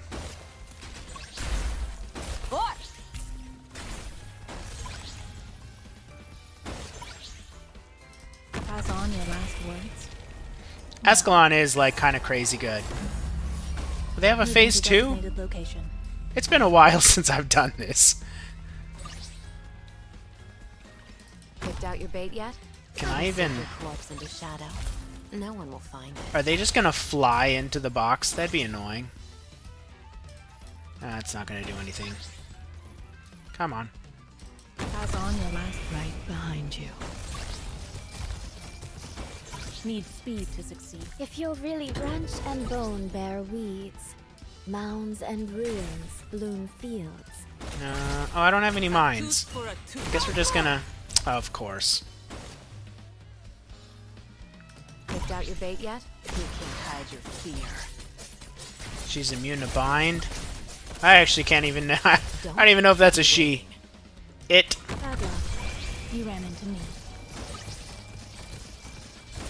Moving to designated location. This thing's kind of tanky.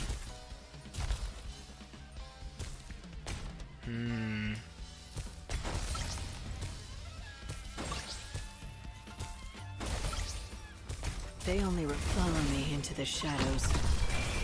Die! Die! There we go.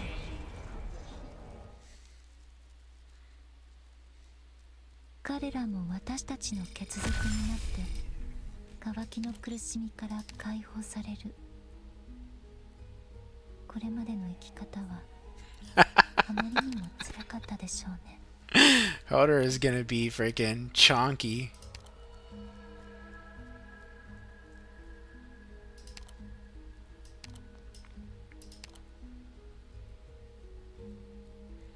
I mean, if I were smart, I would just take Golden Glow, but we're gonna upgrade our crews. I feel like I don't need a Golden Glow. We'll be fine.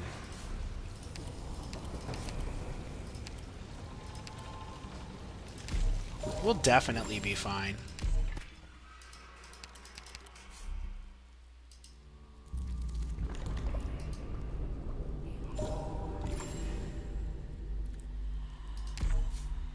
I mean, I think when it comes to power, it's hard for me to say. At a certain point, I feel like having 17 flavors of Milnar, it like stops mattering. But like interesting. I care about ops being interesting.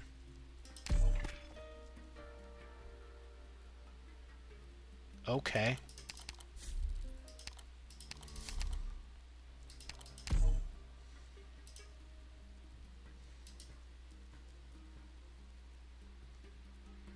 I don't have any cursed curios.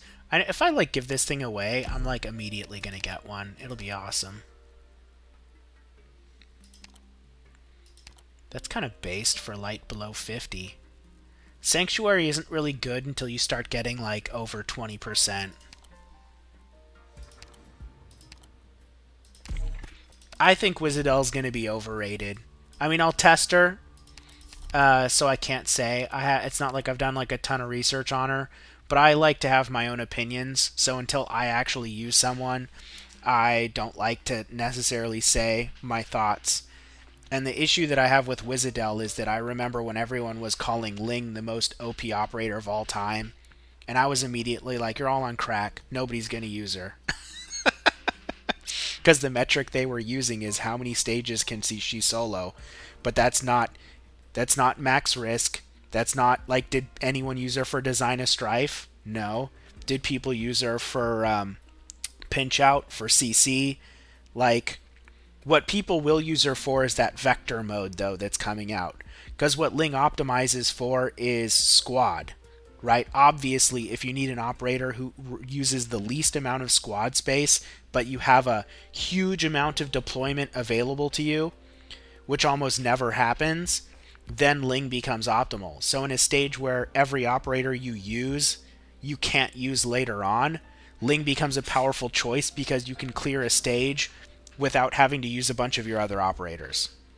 But that's literally what she's optimal for. And so if you try to compare her meta-wise, if you say, well, okay, but Mudrock can't solo this stage, and you're like, yeah, but Mudrock uses 1 deployment, and Ling uses 5 or 6. So if I have 6 6-stars to work with, is Ling more powerful than that? Hell no. Yeah, but that's like, what I'm saying is those records are not actually a good measurement, right? Because they're talking about like minimum operator clears for stages. But now ask yourself, if you were to remove that as a category and instead say minimum deployment spent for a clear, do you think she would have all those records? Do you think Ling would have all those records if it wasn't solo clears that most of those records are for, if it was deployment? So for instance, Ling in 1 Super Dragon, that's 3 deployment. So if she's beating a stage but using 6 deployment, but if you used other 6-stars, you could do it in 5 or 4. I think Ling would have a tiny fraction of that. Ling's not actually that strong. If she was, people would use her. Players are lazy. A lot of players are lazy. That's why Typhon S2 is popular. Low step, I don't care about low step. I understand the theory behind it because it's low step is for people that really like, oh, I need a key for that. They really like the process of optimization because the idea is you have a clear objective to optimize for, which is the least amount of clicks, right? And so, like, if that's the goal, it's very clear. It's a way to create kind of like a leaderboard system, if you will, where you can say, like, these are the metrics, and but I don't know, it's not the type of creativity that I like. Like, I like doing stuff that's kind of defies normal people's logic because I think it's neat. And that was kind of why the videos, the first videos I put on this channel ever are CC clears, where basically the purpose of the clear was just to like highlight something that I felt other people didn't think about. So the first one wasn't that extreme. It was a Rosa clear of what was that? CC. It was the Undertides contingency contract. I can't remember what the name, which one that was, but the Undertides one. I got this.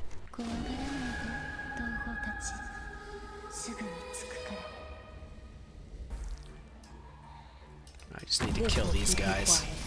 And I want the chest. Need speed to succeed. Sure. Oh, wait, what? Picked out your bait yet? You can't hide your fear. I wonder if I can kill that thing. I can. Sweet. I know what to do. Don't order me And then we'll get this chest. This will keep you quiet. Any more noise? Yeah, deepness. Same battlefield. So deepness, I just wanted to highlight Rosa because I felt that CC was actually really optimal for Rosa to shine in because she had a range where you could put her outside of the boss's you could put her outside of the boss's range, and she could still use her crowd control, and she could also damage like the nourished crawlers, I think they were called, right? And so I just thought that she had kind of a unique kit that could be used really effective in that, but it wasn't kind of like me going balls to the walls with like kind of an odd strategy. Then it was, I think it was CC11. That one I decided to go balls to the walls with the odd clear. So I was like, I'm going to take as many operators that people hate as possible or just don't think about, and I'm going to literally build an entire strategy around it. So I'm like, okay, the core is going to be Vigil, Ak, and Vigil, Ak, Hoshiguma. By that time, Hoshiguma's reputation was starting to get better, but a lot of people still were like discounting her. And and beeswax. That was the core of my I think it was CC11, the Hauling Day, Chen the Hauling Day event themed contingency contract.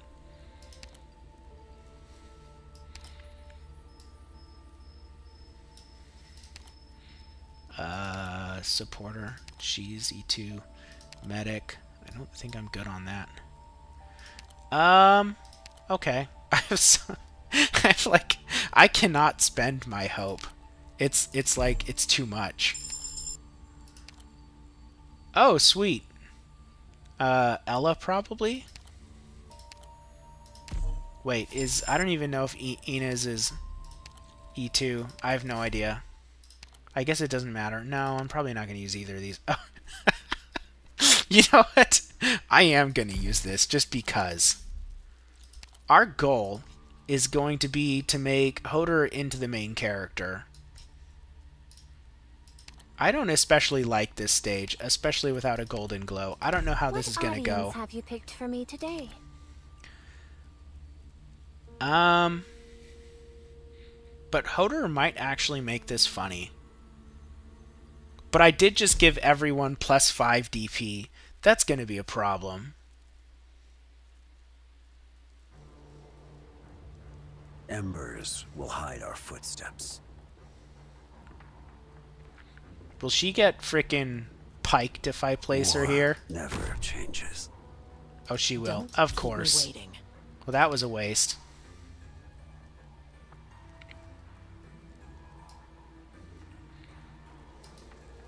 Spring breeze, time. Well, hopefully this doesn't get fucked up as a result. Am I gonna leak because of that? It might actually be better to just leak this guy and Texas up here. Actually, you know what? They're all dying from passive. If I don't have to deal with these guys, I mean, just freaking let them die, right? Need speed. Oh hell yeah! Order acknowledged. How much hit Seize the points does he moment. have? Man, I was hoping for more. Color me greedy, but I was hoping for more. The battlefield's all around you. Where do you think you're running? All right. 安心してきっと大丈夫だか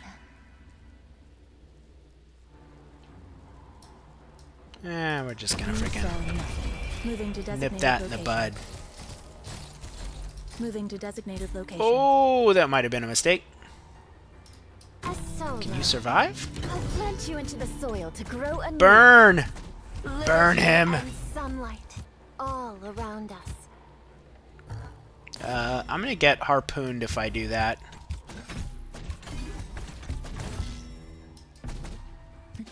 Let's get rid of this guy. あなたたちの心に染み込んでいくわ Really? I got this. And I hate this. Oh, that's pretty nice. We'll save that. On alert. Bye. Nice. The battlefield's all I forgot I around have the attack speed thing. Where do He's you he's think like you're running? throwing me Seize off the on that. moment. 300 defense. Look at that.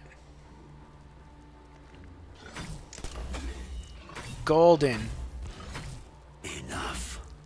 Time to end this. He's really funny if you get the artifact where you randomly have a chance to get like extra stats, and then if you get the one that doubles his cost but doubles his stats, and then if you get like Wrath of Eyes Syracusa. blind by In the hatred. video that I posted about, I mean, I showed the artifacts that I have, but I posted a video called Hodor is Take a kind of breather growing on, and or tally Crushers up are your growing on losses. me. Nothing worth And I celebrating posted the here. stats You of might him be in dead one of my in a second or previous two. runs where he had 30k hit points, and he had a regen relic, 1% of his hit point per second, and then the one right after that I got all of the 1 second damage bonus ones.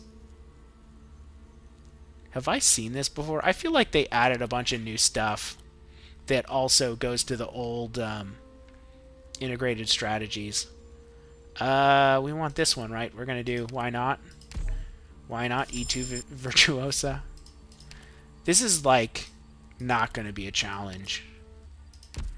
I think I could just randomly place people and still beat this. But we want can I make Hodor the main character this? Because I think her minds can stun. Normally I would use Cruz Alter to do that. And I think the original plan was just to have him solo the top right. But we're not going to do that.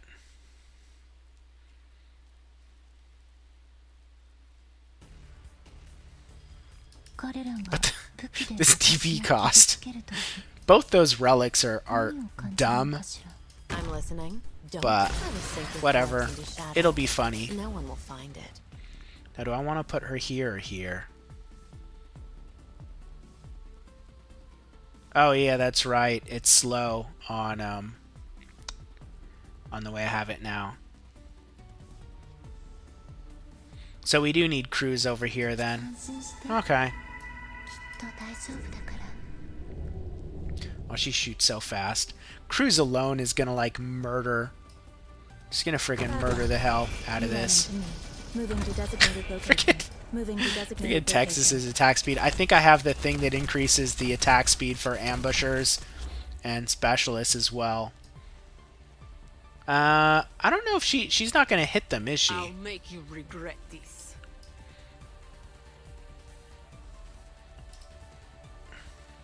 Order acknowledged. あなたたちの心に染み込んでいくわ。 Idziemy.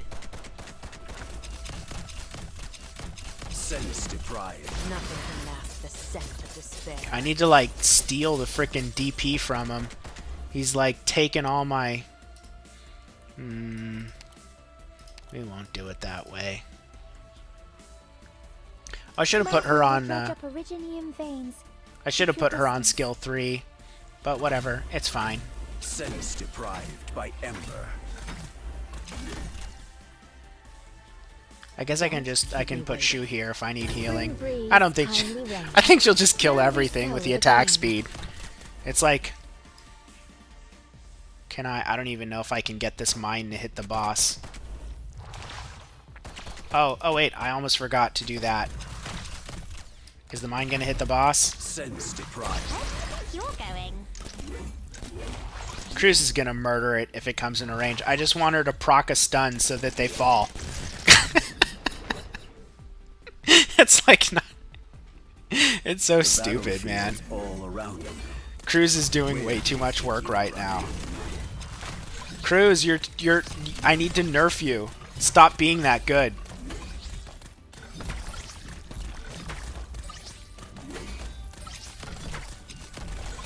Sense deprived by Ember. What is this I wasn't nonsense? clear skies for Qingming, rain clouds for Guyu.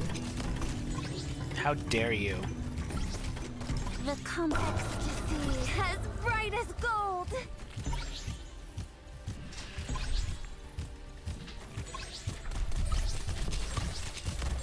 The battlefield's all around you. Where do you think you're running?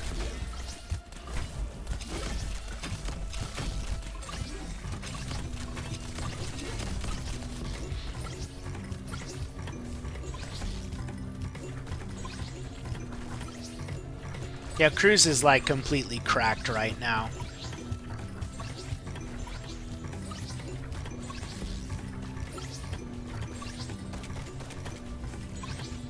And I don't move.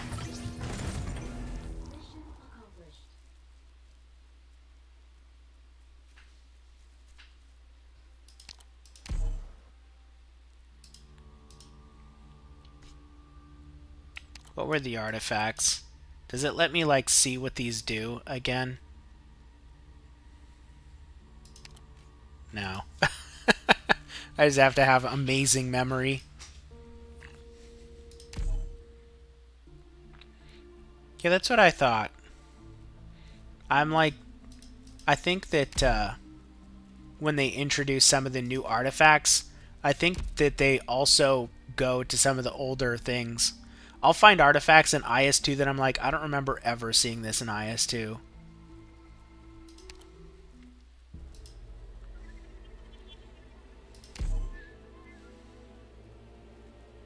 Yeah, no, I know about that, but I think I had something else as well that was increasing attack speed of one of them. I'm not sure which one. I know all the normal attack speed relics, just like I know all of the spinach and spinach-like relics. I don't know them by name, but I know them visually. I mean, I know spinach and wrath, and then there's that weird, like, test tube-looking one.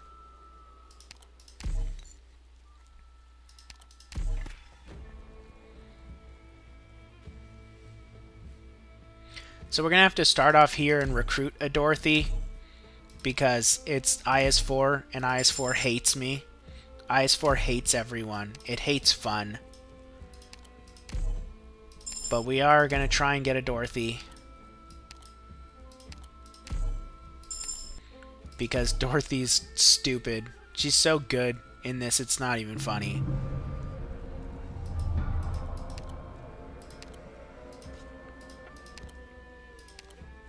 But yeah, the reason why we start off with Executor is because this skill allows him to block 3. That's really like he can block 3 at E1. All right, all medicine has been prepared. Prayers are unnecessary. And you also don't have to worry about the RNG for a healer.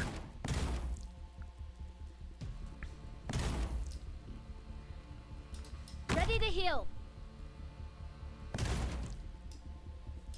Orchid, ready to move. Although this stage you don't need block 3 on. There's a few like literal stage 1s where you leak if you only have block 2.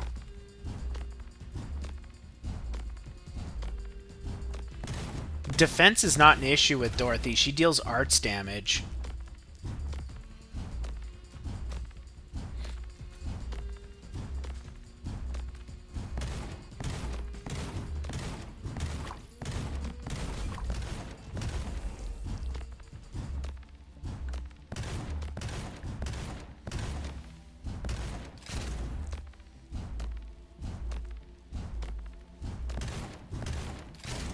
Like, Dorothy is one of the few units that can solo one of the Emperor's Blades, both of them.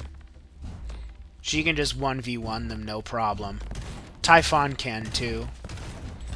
That's why I kind of put them on equal terms. You do have to work a little harder to do it with Dorothy, but one of the other redeeming things about Typhon is Typhon has unconditional global range, whereas Typhon has conditional global range. So that's how Dorothy kind of makes up for the power gap. By everyone's performance. It was fantastic. If it's just in like burst DPS, Typhon wins out. I actually need another blocker.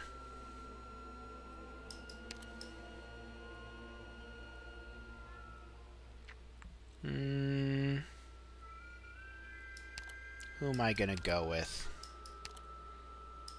He might be kind of interesting too, but I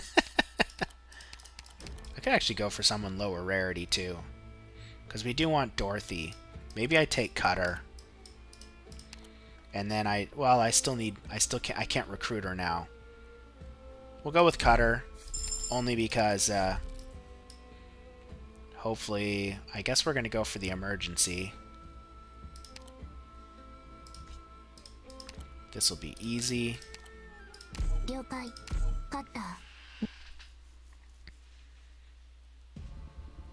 So at E1, Dorothy still has big multiplicative damage, and her base stats are still higher than most other marksmen. And again, you know, like, a lot of units that people use suck at E1, and they just smoke copium on it. Dorothy is not a good, like, you don't start the run with Dorothy, you recruit her. Are unnecessary. So you got to start the runs with units you can rely on. That's like literally why I took Executor Altar, because I know what I need in order to be consistent in this.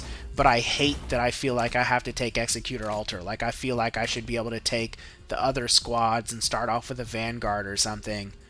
Or the RNG squad. Like, I used to always do IS2 with the RNG squad, but I feel like if I do that in this, I'm just hurting myself. Like, I'm just wasting time.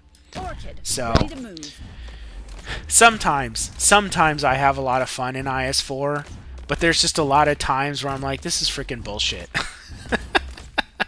And that's also why I don't play on the higher Braving Natures. Like, I got the Metal, and I was like, I could do this. Like, if I go for Braving Nature, guaranteed I'll eventually get it, but it's just going to be reliant on a certain degree of luck.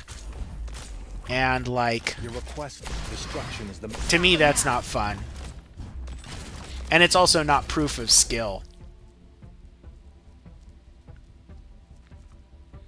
Now, the people that beat this with, like, just the reserve ops, that's kind of in the same boat, too. To a certain degree, it's a display of skill, but it also requires some luck, too. So I have, like, mixed feelings about it. I need to freaking activate this skill, but I don't know if I'm going to get it off. Well, if he goes for Executor, I will. Reveal yourself, you little bastard. Come on, one more. There we go. Yeah, Executor I think is the best start. I was very And it's impressed by literally everyone's performance. the alternative to fantastic. Executor is Gavial. But Gavial only blocks 2, but her S2 and somewhat self-sufficient nature and the large range of her S2 helps out like a lot. Every operator. This is really good. Dang it. Sure, whatever. Specialist. Ah! We would get Specialist when I'm one hope shy of getting Dorothy. Oh, man.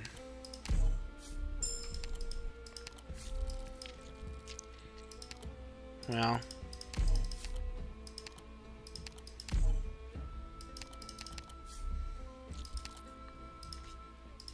Yeah, this is the stage that I was talking about here. If you get this stage as your stage 1 and you can't block 3 units here and you get the extra spawns, most squads you will leak 100%. And to me, that's just like, it's bullshit. Like, I don't like the way floor 1 is designed in IS4 either. I have some actually floor 1 and 2 have some stages that I just don't like the way they did, because I feel like it overemphasizes your need to bring like really specific types of units. Like, I'll be fine because I have Executor and Cutter. Like, if you have 2 blockers, then it's also not a problem. But, like, see all these extra guys? If all I had was, like, Cutter and, like, a healer and frickin' Orchid, 100% I'm leaking. Like, it's guaranteed. prayers are unnecessary.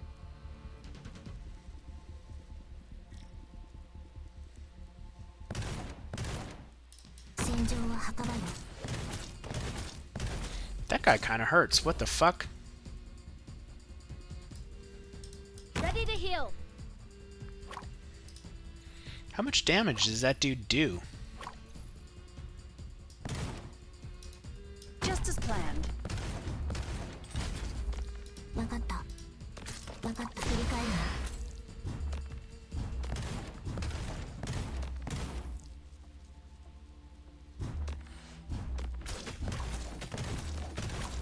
Understood.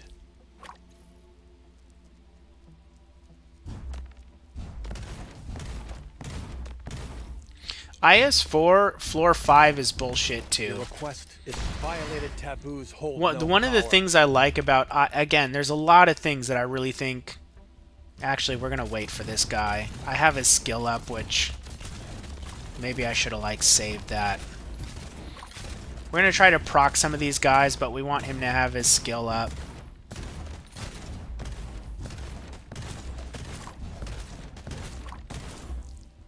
Shit, I don't have a choice. Your request annihilation is the most common result.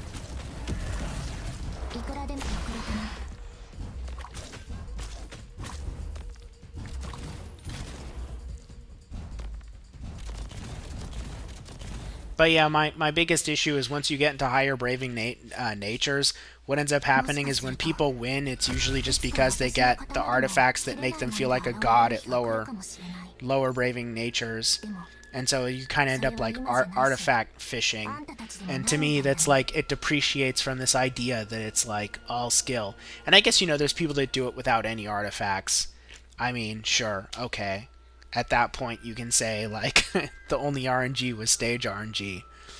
But it's just not that important to me. I used to play competitive games, and the game that I mained I was legitimately good at. And like I just don't care about that anymore. I care more about fun.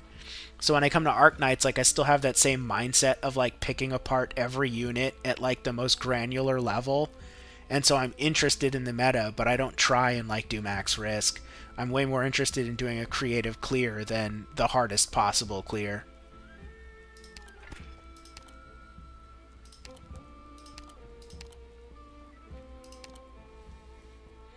Vanguard.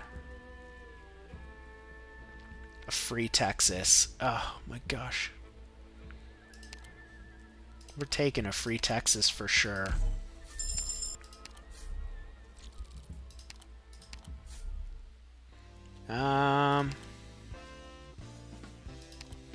That's good and expensive. Supporter? I don't have one. Defender support. This is kind of funny with Skalter. If you have like Jessica and like a Saria or Shu. No. I mean, I could get a really good... You know what I am going to do? We're going to reset. Vanguards. Defender. What is this?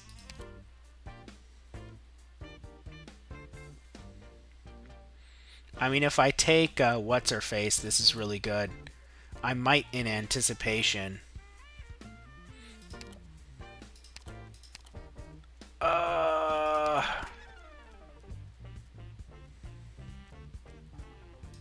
We'll take this. And screw it, we'll take that too. 13. Well, now I can actually get, if I want a good medic. We can just get her now. You know what? Actually, instead of a good medic, we're going to take Reed. I actually think that Reed is way overrated in this, but because I have Ansel, I can use Reed as like healing / damage, and that's really it. If I didn't have Ansel, I probably would have taken Aya. Yeah, we're going for emergency. Always going for emergency. Paprika. I don't think I've ever used Paprika. Like, literally ever. She's a chain medic, right?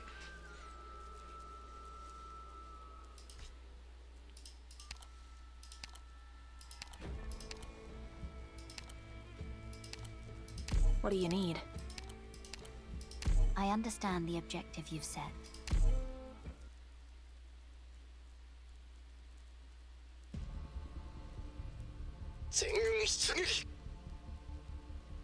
Exusie, cover me. I kind of wish I just had like a normal marksman. Oh, I should have put her on skill 1. Well, she probably won't kill the boxes. Probably.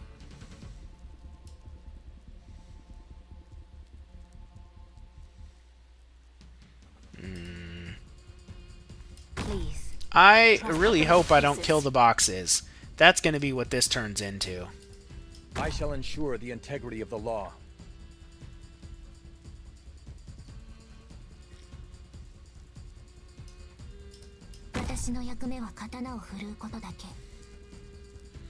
I mean, I guess you could just not activate their skills, and then I won't activate the boxes. Now we'll go the other way. Orchid, ready to move. Got it. Ready to heal.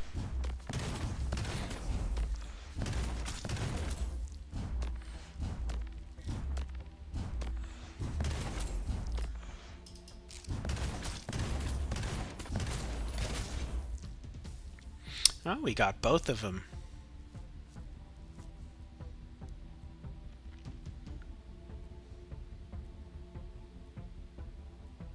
I wish that this skill had charges, but then I suppose that would make her like 5-star, maybe even 6-star quality.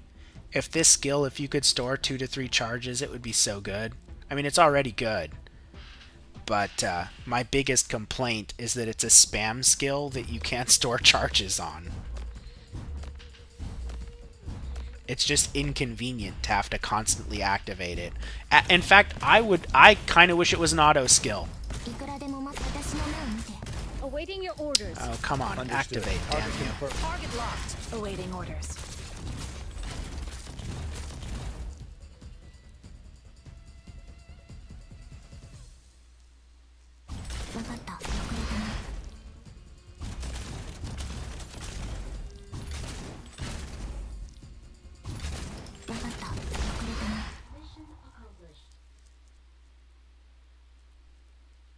Phew.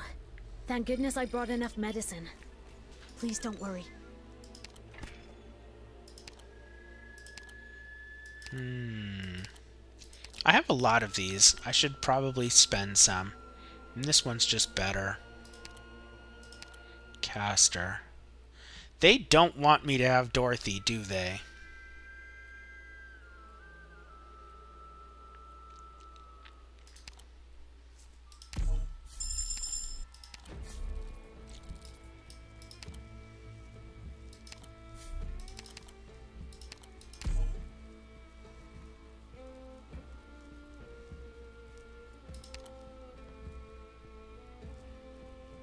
Yeah, I'm gonna do Lynn. Had to think about that for a moment. Oh, I hate that stage. But I can probably do it. My complaint about this stage is that I think that the guy at the bottom, he spawns too quick. He like spawns too quickly because you have such a short time to be able to deal damage and kill his shadow before his other guy leaks here. And generally the best I've come up with is to put a Vanguard here just attacking this way and then try to get a blocker out and kill that and get that unit deployed. But you don't always have that option. It's funny if you have a Jessica Alter and you can place her here and then put the shield back here to turn her backwards though. That's like a funny pro gamer move, if you will. Yeah, see. Vanguards just seem to do this the best. To work around that annoyance. Actually, we're gonna do Cutter. Prayers are unnecessary.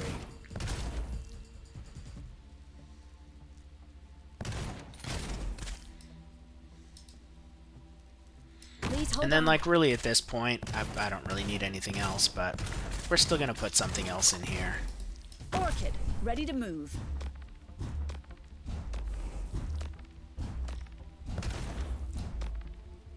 Your lives are mine to protect.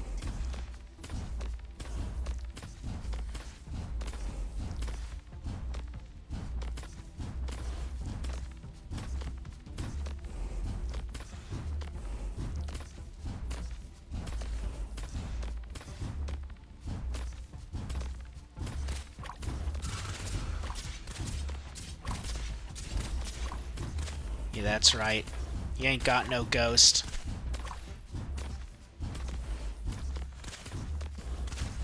I'm prepared this endless burn. I was hoping that would hurt him a bit more, but whatever. That'll hurt him. Die.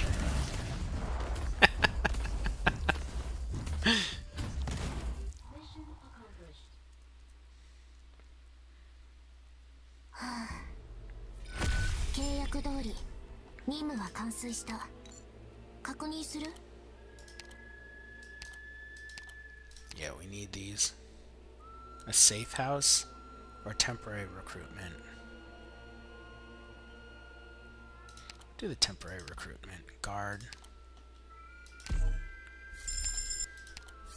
You're really seeing the power of Dorothy here, you know? Medic operators gain resistance. 6 SP. These are both kind of mid.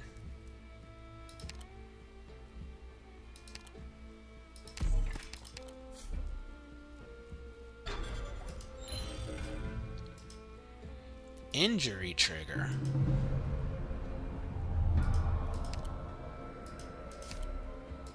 Alright. Oh, that's not so bad.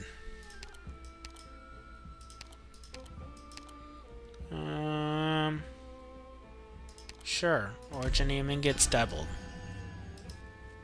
Yeah, for sure. I mean, we are going to go... Ooh, we have a nice path here. We're going to go for Emergency, Bosky, Wish, and then the boss.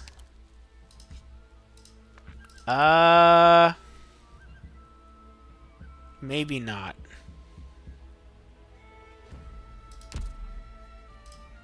Is there something I can do about this stage?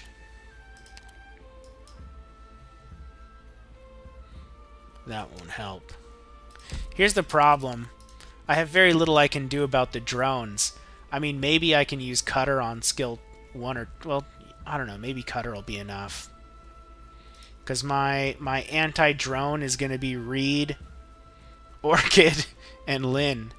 And that's going to be hard to get out quickly enough to really deal with any of those drones. And I don't know if she'll get SP quickly enough. So if I take this route, I might be forced to leak. The other thing is I could go this way and just use another. Maybe that's what we have to do.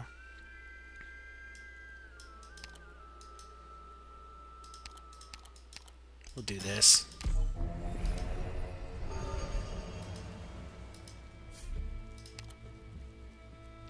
What? That wasn't enough?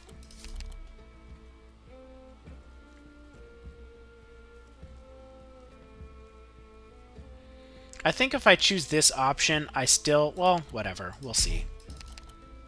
Oh, nope. Sweet. I was like, I think it still makes me lose life, but nope. We're good. You tell me your ends. Just don't ask me my means. Be nice if I had a Vanguard. Even like a 3-star. Like Vanilla. Vanilla would be great right now. Yeah, that's fine. Prayers are unnecessary. Oh, I have a Vanguard. I'm retarded. Let's begin.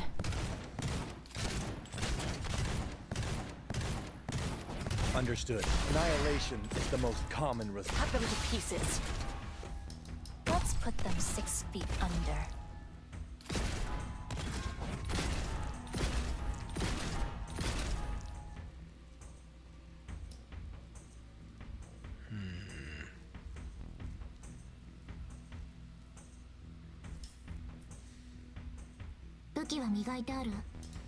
Orchid, ready to move.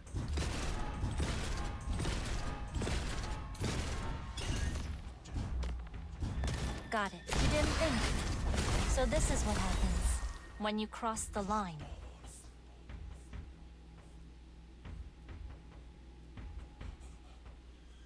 Exusier. There we go. They're just casually like, yeah, we're gonna wait in here until that skill runs out. Awaiting order. Go ahead. Out of my way. Oh shit. Please, trust in me. I did not expect that. I've done this stage many times, and I've never seen Executor get frickin' killed by them before. The situation is still salvageable. Leave the rest to me. I've never seen that before. A sniper. They will give us anything but Dorothy. I might be stuck with a Typhon, because otherwise I feel like I'm going to get RNG'd to death. Collectibles. Sure, whatever.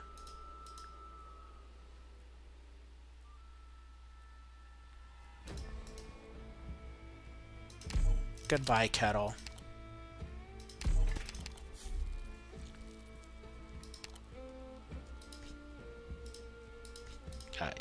Yeah.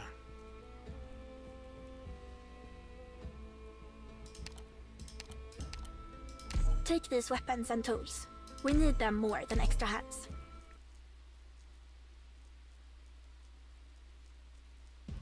Oh, What blocks I guess the that's way, true. I will burn. I forgot that was even an option. Let's begin. Awaiting orders. Awaiting orders. Cut them to pieces. I shall ensure the integrity of the law.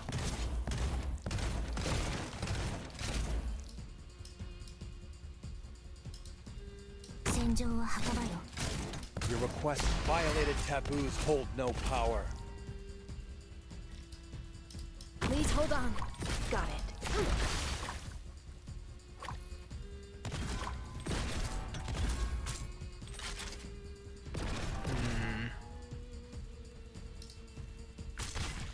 Dags Sure. att välja vårt byte. Her skill charge is all like super quick now. I don't know if this is a good idea, but it is an idea.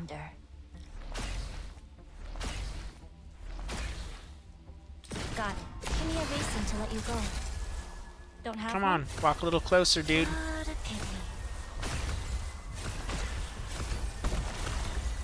冇需多講。 Understood. Got it.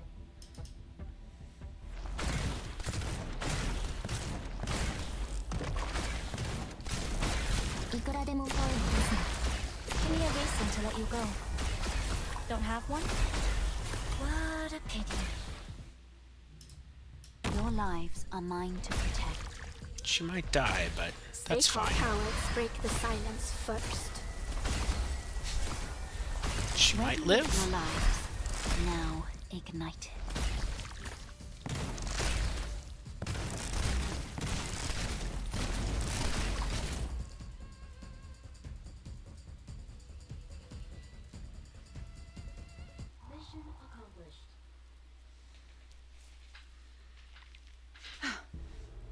No problem.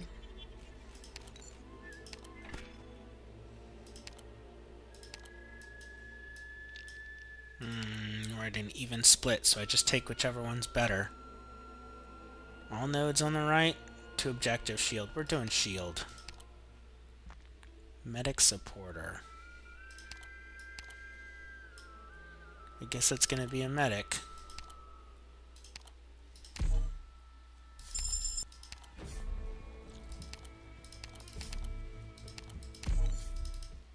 What'd we get? Oh. Not what I was expecting.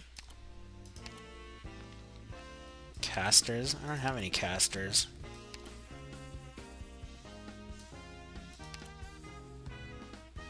In theory, that could be good, but...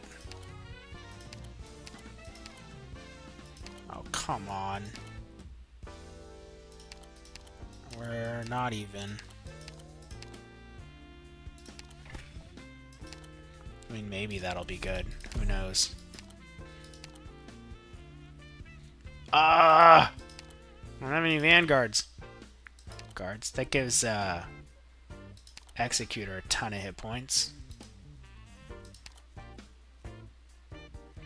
I mean, if I take this, my chances of getting Dorothy are a lot higher. It's kind of not the most optimal use of ingots, but, you know, it is what it is.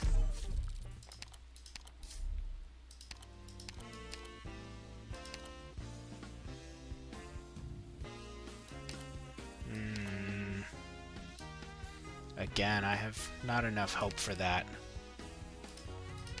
And that won't help me. Boo! Alright, whatever. Oh, hey!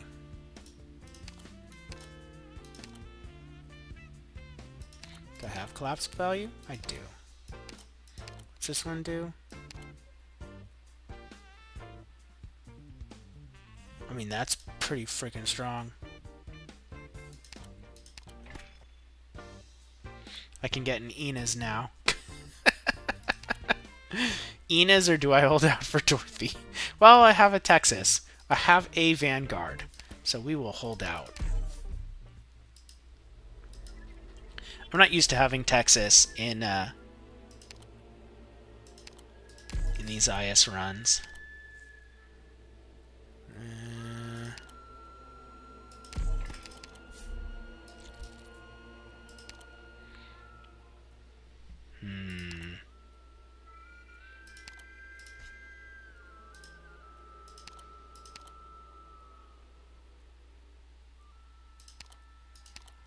can't just... I mean, this maximizes my chance of getting a recruitment.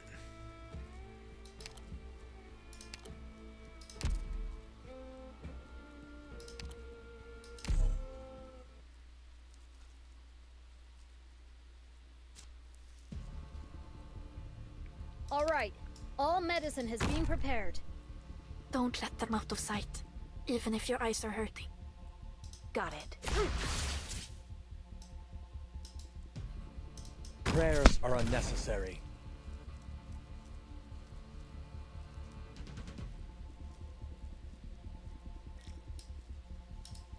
Good timing. Got it. Cut them to pieces. Please hold on. Stay calm. Nature should not be disturbed.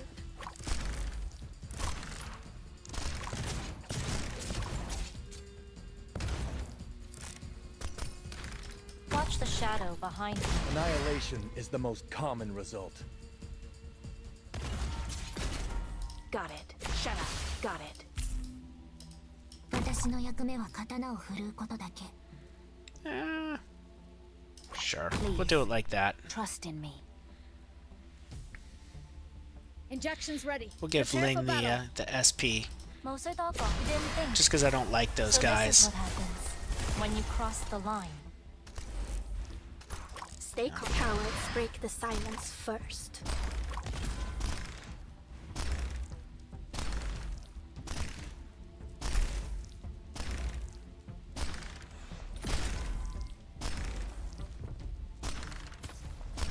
Where do you wish to clear out the firelight?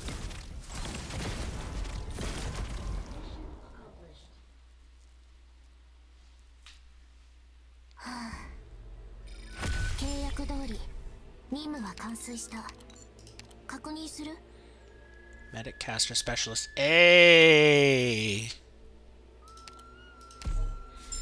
Now we just need to E2 her. Which?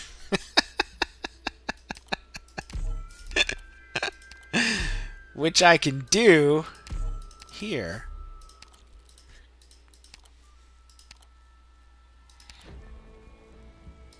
Yeah, we'll go with that. This might be a little spicy, but I think we'll be okay. The biggest issue is going to be that we have no block 3 at all. Let's go. But, you know, maybe that doesn't matter. Don't let them out of sight, even if your eyes are hurting. Please hold on. Also, our medic is single Awaiting. Cut them target, to pieces. and our other medic is Reed. Lives are mine to protect. But hey, as long as Reed can hit this thing, I'm prepared to fight.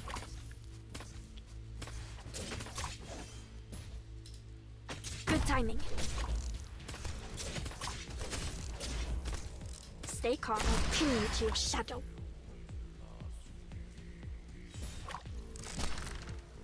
Got it. Got it. You can't stop me. oh, he's so fast!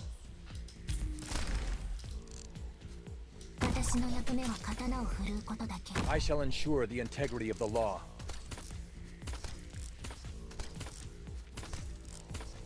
I think as long as I kill those, block 3 just won't matter. Watch the shadow behind you. Come over here, little bro. I dare you. What do you need? Get out of my home! Where do you wish to your lives? It's gonna spread to you. That's right.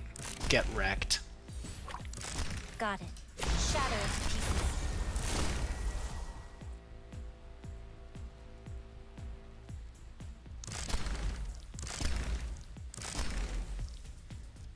I like that Typhon is keeping Executor from healing.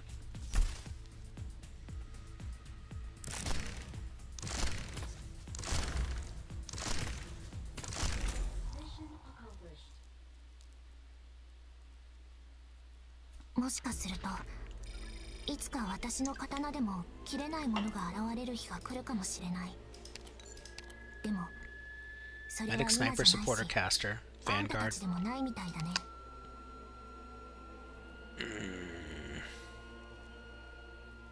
I'm like tempted to get Ina's, but we will avoid it. I will avoid doing what I normally do. And hopefully I don't regret that. I'll stick with Texas. I like Texas. Just in integrated strategies, I think Pioneers are not very optimal. What title allied units? Gain camouflage. Sure.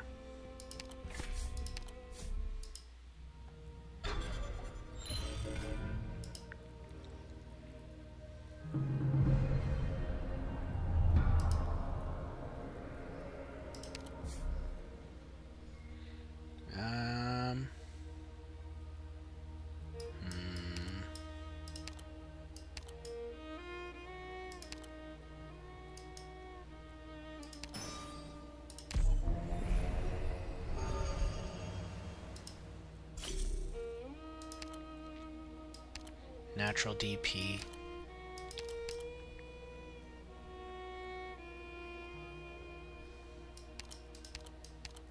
It depends.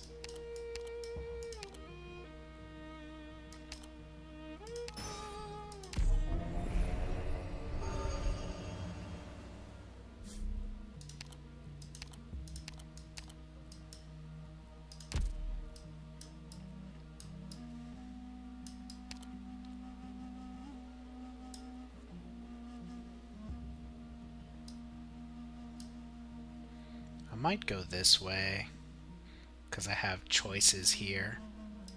I feel like if I go away that doesn't give me choices, then I increase my chance of getting screwed. I'll take it. Huh.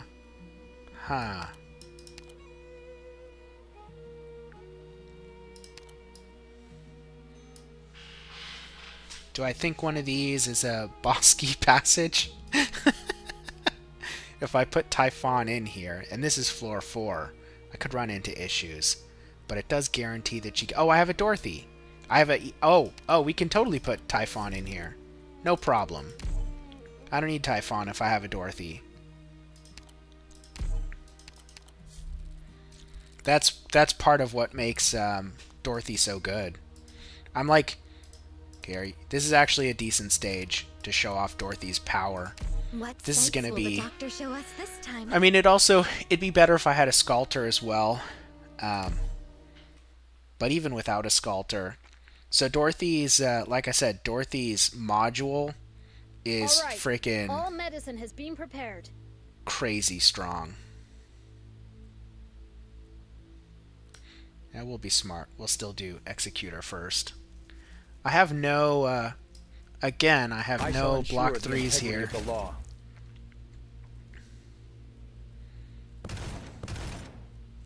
Let's begin. Actually, maybe I should have started with Texas.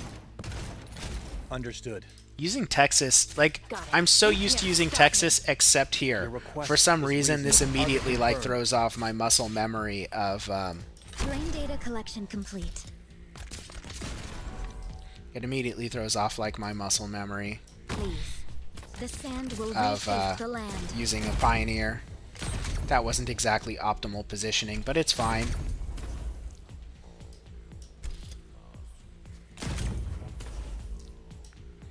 Her damage is just going up every time one of these explodes. No, I won't let you take another step.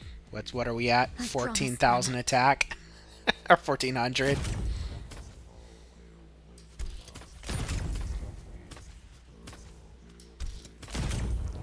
$10,000 damage? I'll take it. Got it. You can't stop me.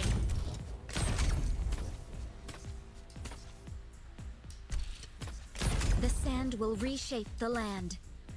That's what I was saying. Like, Dorothy's crazy strong, and the only reason people don't use her is because you have to deploy the mines. That's it. It's literally because you have to do more button clicks.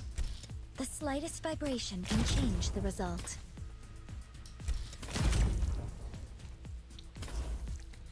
Go on, step on that. I dare you. Got it. Shut up. Oh, I freaking love Dorothy. These do double damage. Like, it happens way more often than you'd think. You're like, oh, it's 20%. Dude, you get them all the time.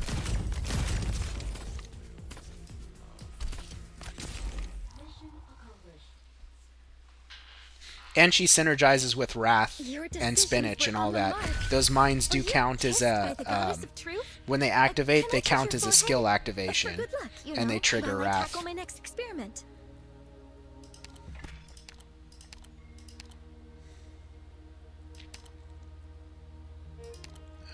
Specialist or a guard? I don't really need either. Oh, no,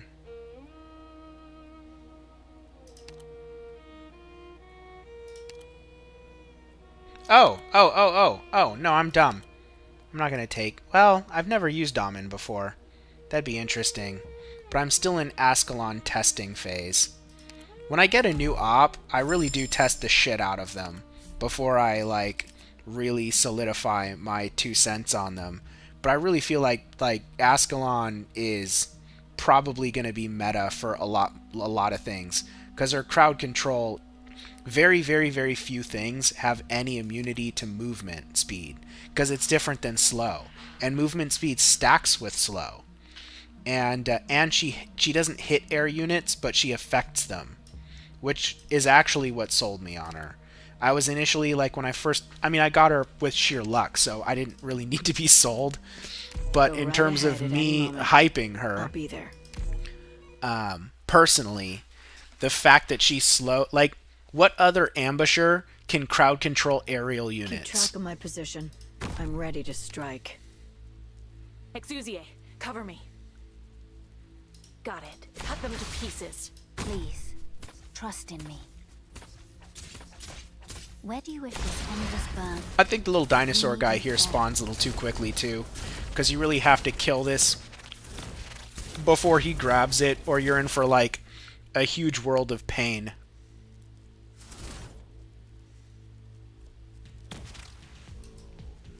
I got this. Focus elsewhere. I mean, we'll see. Again, I care more about a unit being interesting than strong.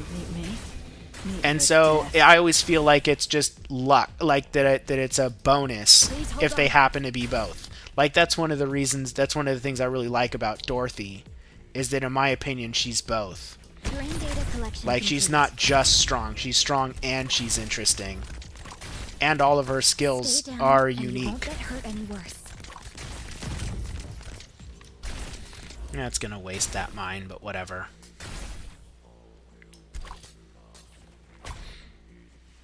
Got it. Shut up. We are not terribly min-maxing our I shall mines right ensure now. the integrity of the law.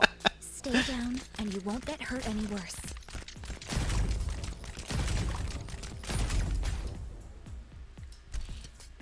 No one meet me. Meet your death. What the hell was that thing made can of, man? change the result. Where do you wish to go? I'm prepared. I am Dublin.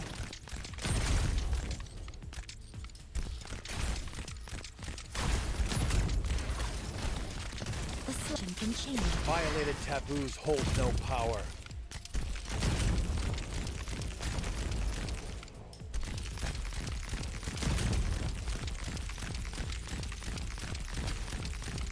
The slightest vibration can change the result.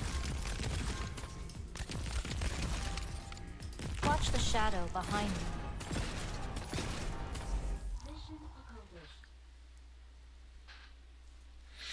Yeah, I mean, I hope Logos is cool. He certainly has a lot of hype. I'm way more interested in Logos than Wizardel just because of how much hype. Like, usually, the more hype an operator gets, the more I'm convinced they're overrated. But again, like, my mind can be changed. That's not like, I'm not dogmatic about that. Like, Typhon, as soon as I used Typhon, I was like, okay, I thought all the hype was just her character design, initially. Because I was like, I don't know, man. Like... I also don't do a lot of research on CN outside of like modules because that's a time-gated resource. But like when a new operator comes out, for the most part, I try to have my opinion be my own, and I don't. I mean, it depends, but for the most part, I kind of let CN do its thing and wait for it to come to global. I guess I have to take that. Recruitment. Vanguard, Guard, Medic, Sniper. And guard, medic, sniper. Guard, medic, sniper. I guess we're gonna go with a medic?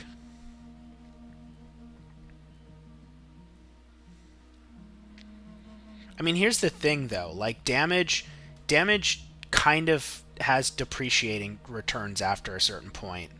I mean, it's like a weird thing to say, but they're... I mean, like, I remember when Chalter came out, right? And the reason why people don't use Chalter anymore is because Milnar came out. But if Milnar never came out and people used Chalter more, how different would things be right now? Does that make sense? So it's like, let's say Wizadel comes out and she does Milnar but like 5% better, 10% better. Is that going to like actually change the game for me?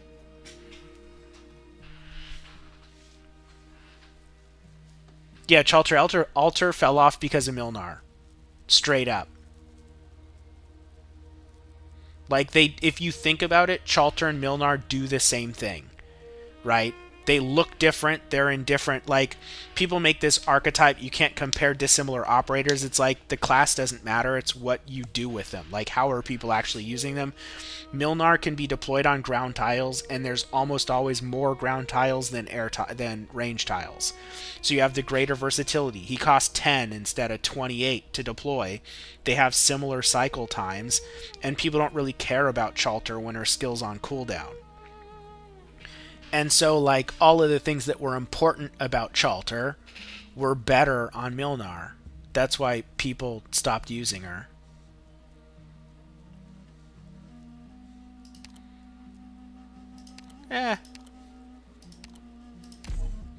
What I need is a Sculptor. I need my Dorothy to be even stronger. And if I get a Sculptor, this will help.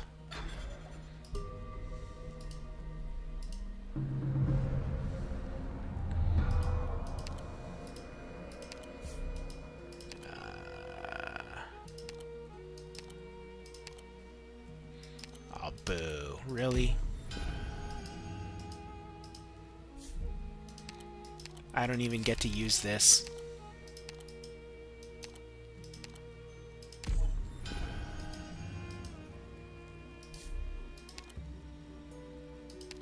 I couldn't get rid of it. I guess we're going to take this path, because again, the greatest options, the least RNG. Ooh. We are going to do this time. And we're going to go this way, and then maybe I'll take this emergency.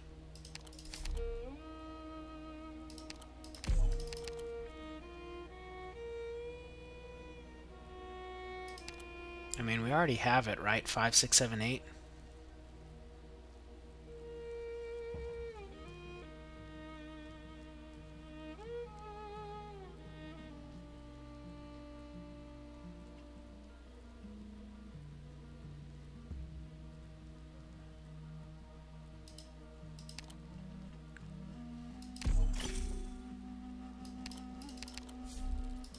What did they give me?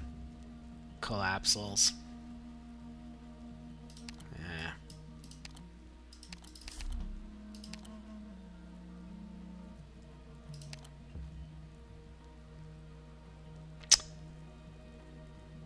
I don't think I have this.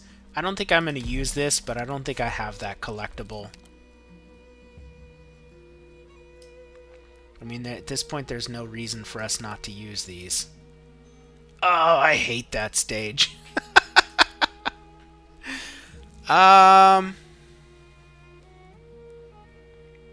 Ascalon. Do I want to do this stage just to test an E1 Ascalon on? I feel like we might fail if I do this, but we're gonna still go for it. Do I have a folder to... I don't. This stage is a bitch. And he's my only healer. I don't think I can put Typhon on here, but we're probably better off with Dorothy, to be honest.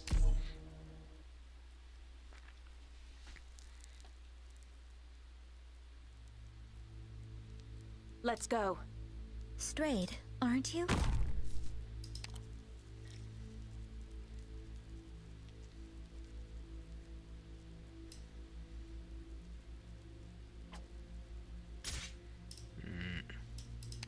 We will do it here. Please, trust in me.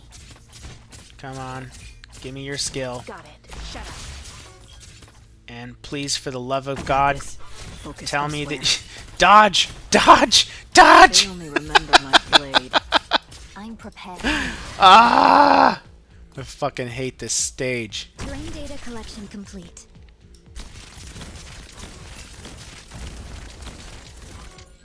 They might actually kill my read. Oh, I do have, I can do that.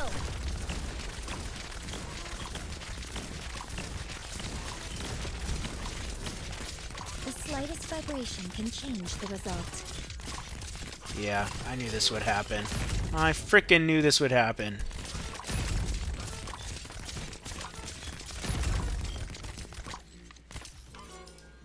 No one can see me. The slightest vibration can change the result. I mean, I have a lot of hit points to spare. But still, a little bummed by this outcome. I know, but the thing is, anything I would have put here, these guys are going to kill. The slightest vibration. That's literally the problem. Destruction is the most You stepped to my domain. I mean, maybe they'll survive now, but... I mean, they're just going to kill her. I'm prepared to fight. The slightest vibration can change the result. Let's put them 6 feet under.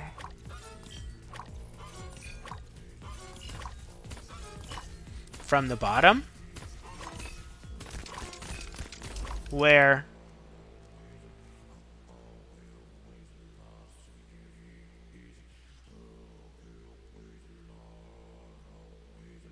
Oh, I see it. Like one of the operators here.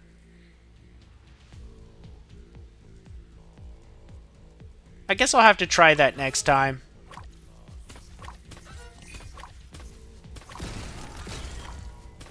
Yeah. I could have used her to redirect it if I had put Dorothy down there, maybe.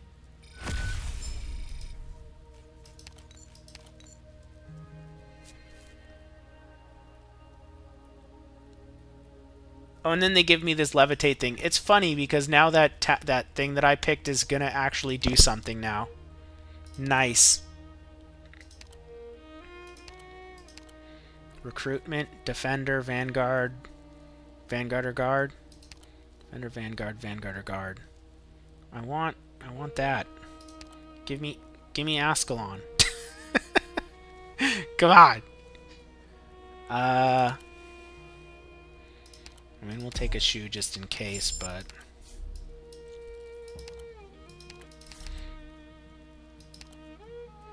So many collectibles. Bard Phalanx Therapist? I have none of those.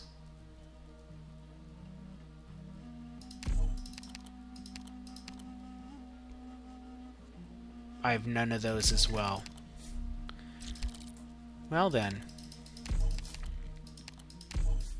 Watch me die in the Bosky Passage. Wouldn't that be funny?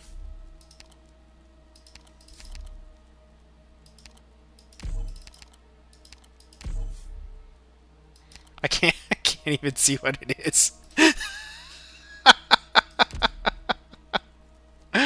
Oh man. A day of fine sun and gentle breeze. I hope everyone makes it home safe. Well, let's find out. What did I just get myself into? Oh, okay. I'm okay with that. Awaiting order. You can't stop me. Please, trust in me.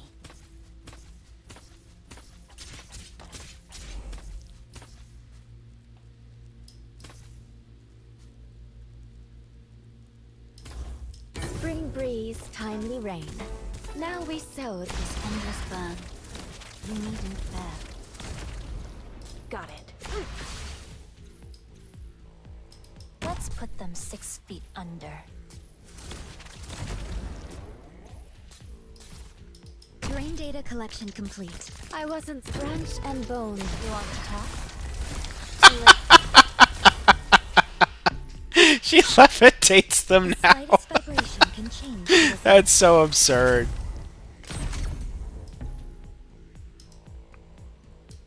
I don't know where to put her. Maybe here. I got this. Focus elsewhere. Got it. Cut them to pieces.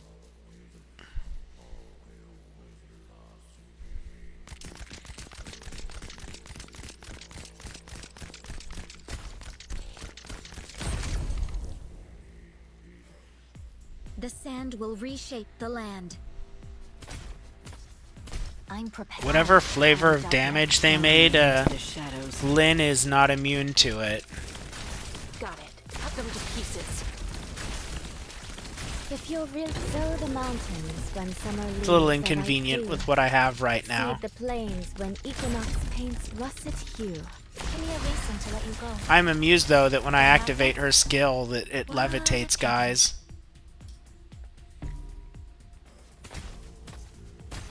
Got it. Cut them to pieces. No one meet me. Meet your death. Got it. Prayers are unnecessary. Your request violated taboos hold no power. Oh, really? 戦場は墓場よ。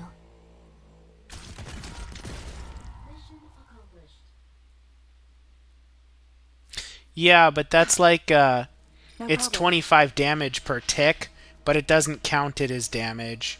It's like health drain, it's some other effect.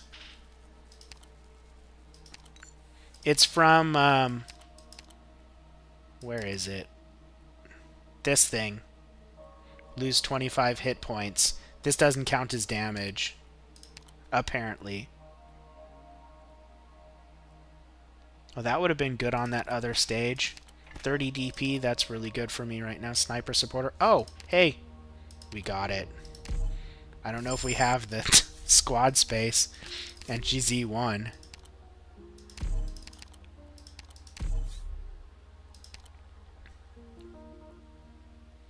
Again, no idea what we're facing. We're doing it live. The battlefield is an extension of This the stage laboratory. normally isn't too bad. I'm used to having, man, I am so used to having, what's her face, Awaiting or shadow. Ina's here.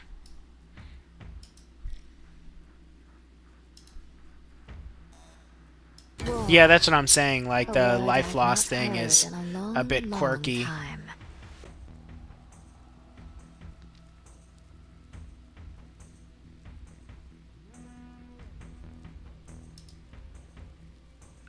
I think we You do need the want to do traps it that way. activated? Sow the mountains when summer leaves the white dew. Seed the plains I when do want that equinox on. paints russet hue. Actually, you know, maybe I Stay want, down and you won't get hurt any worse. we're gonna do No that. one can see me. Awaiting or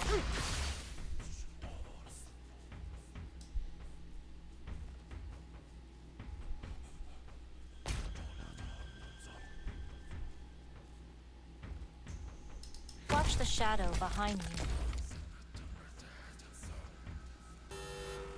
Oh shit, I didn't even see that dude. Give me a reason to let you go. Clear skies for tuning. shut up. Please, trust in me. They only you stepped into my domain.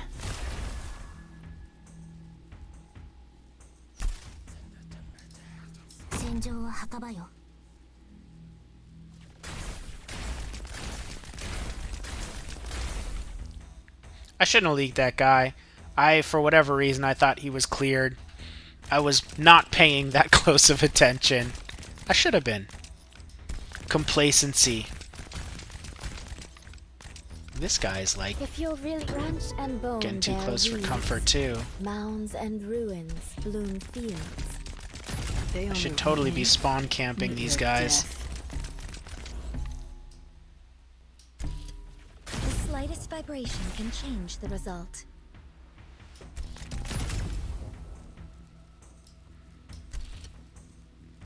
Awaiting order. Oh, something else about these mines. In Reclamation algorithm, these mines give you vision. Dorothy is incredibly good in Reclamation algorithm. It's almost disgusting how good she is.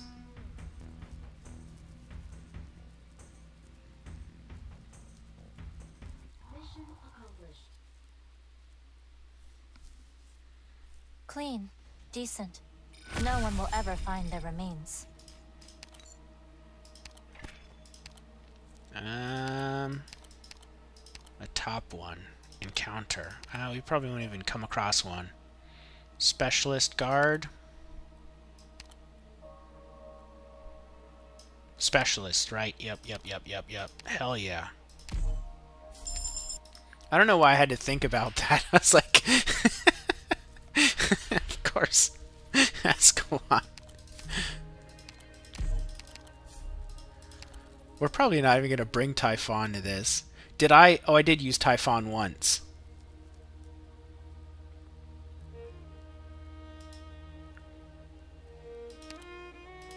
Yeah, it's because most of them don't have traps that have range. And Dorothy's S3, those traps have that T shape. And it's all true AoE.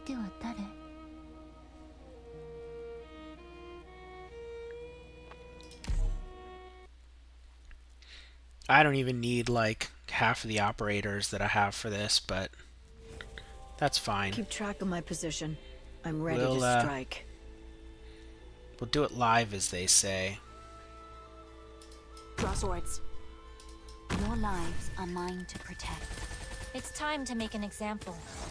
They'll see what happens when they break the rules. Prayers are unnecessary. Where do you wish to go?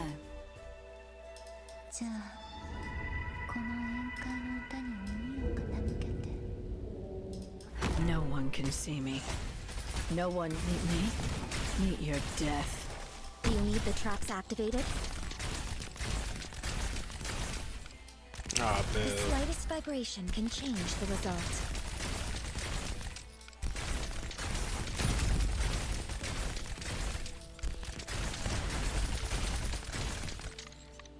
Oh, that's not optimal, but whatever.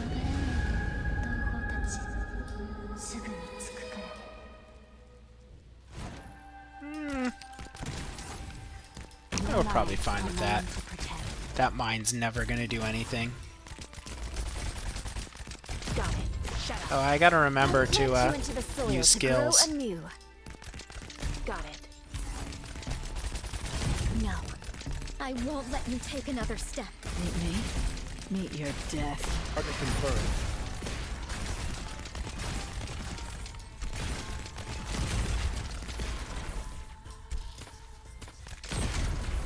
No. I won't let you take another step. I promised them. I honestly have no idea why people don't use Dorothy. She's so ridiculous. The sand will reshape the land.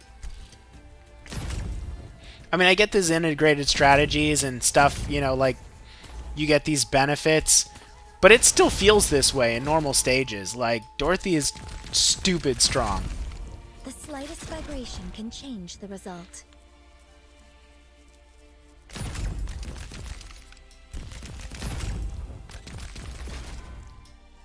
Oops.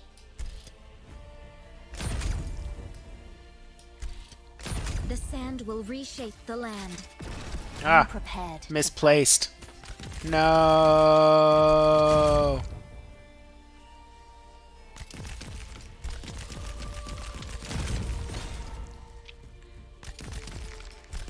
sand will reshape the land.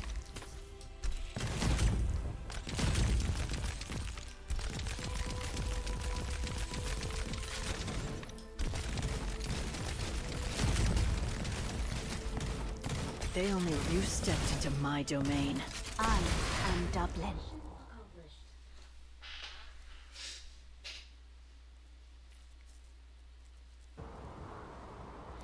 The only reason people like Reed and Eyes Force so much is literally just because of this boss. I'm convinced. I think she gets massively overrated because she can clear out all their squares, but you don't actually need all the squares. No, I don't have her outfit. I'll let you guess why. I stopped buying outfits for 6 stars if they're not Live 2D. Because I feel like then they come out with a Live 2D one and you get trolled. Right, so I'm waiting for a Live 2D one. That's why I don't have her outfit.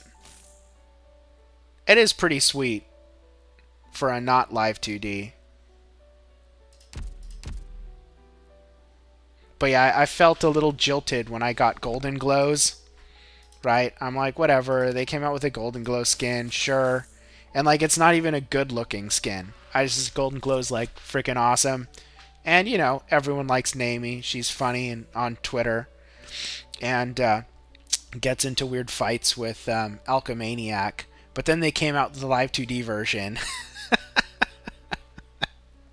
And I was like, oh man.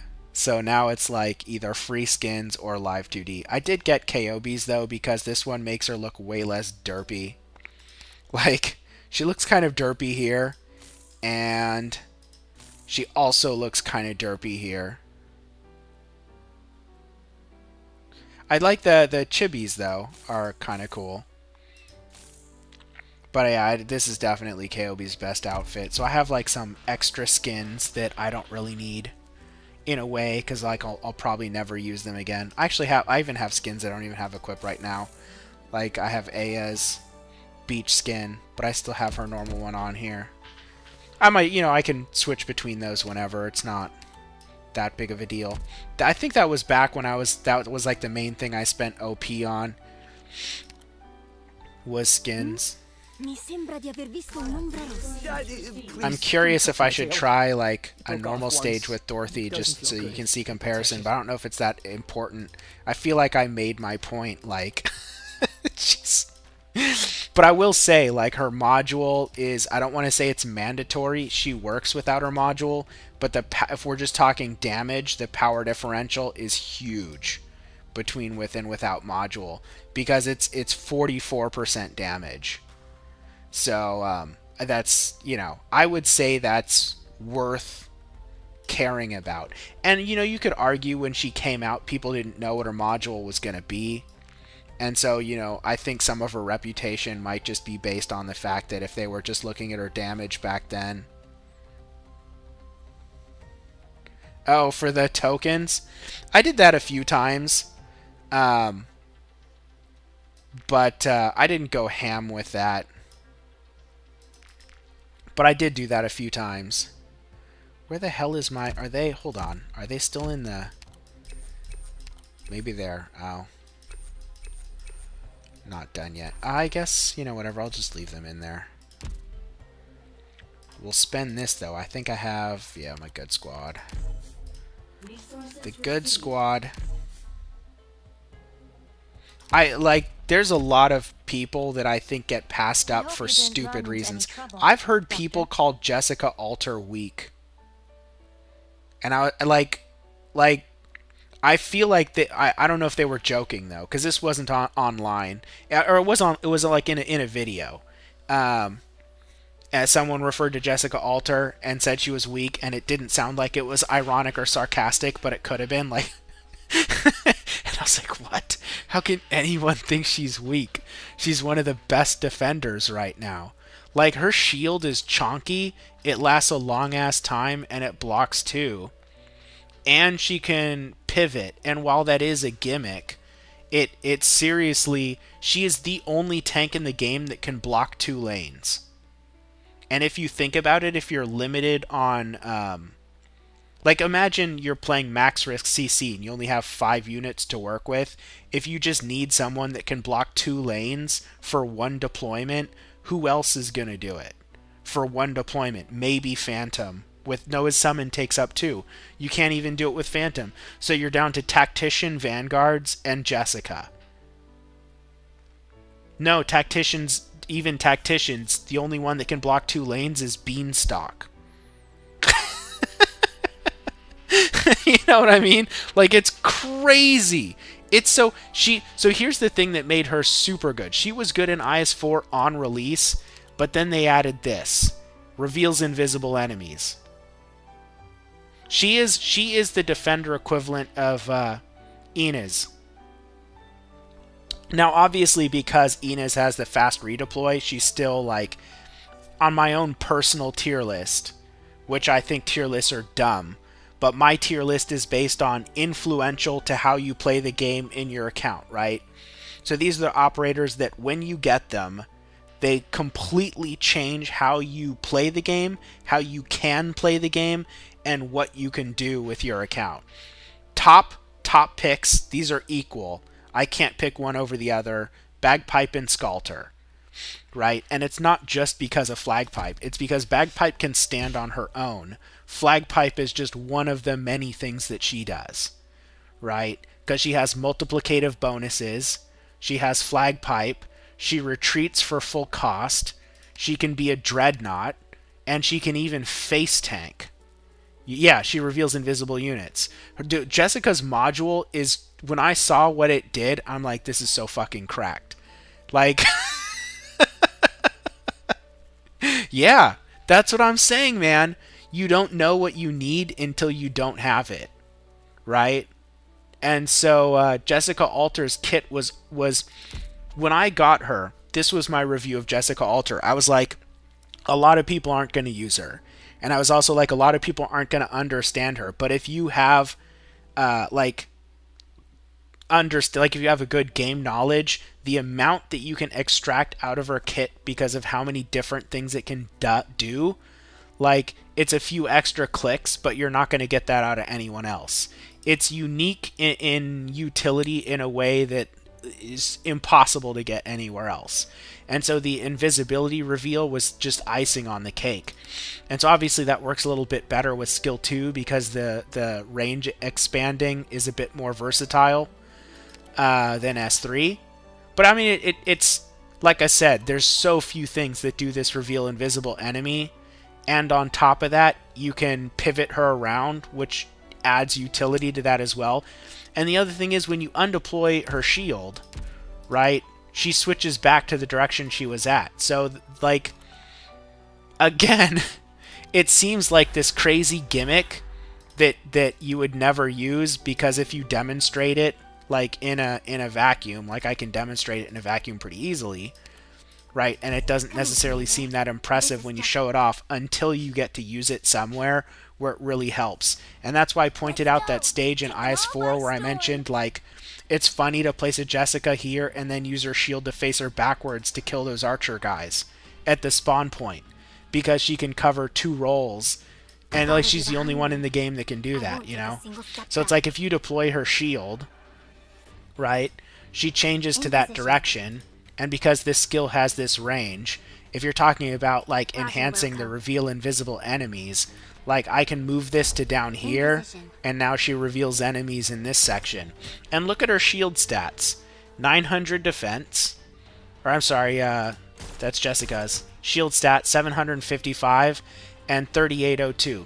Now, I haven't tested the shield to see if its hit points get nerfed by contingency contract. I think it does. I think these hit points are subject to reduction, unlike like Flamebringer or what's her face, Surtur, her skill 3, the static hit points.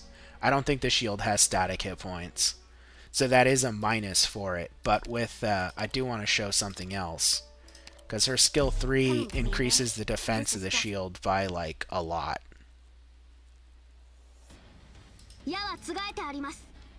Like, because she can actually tank. If she was like a mediocre tank if she had the issues of tanking that like Liskarm had, I think I would think differently about her too.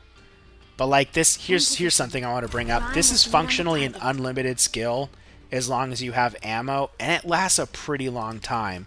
And it gives her like it makes her pretty chonky. 1442 is kind of on par with Hoshi's skill 2, right? And while she doesn't have the talent to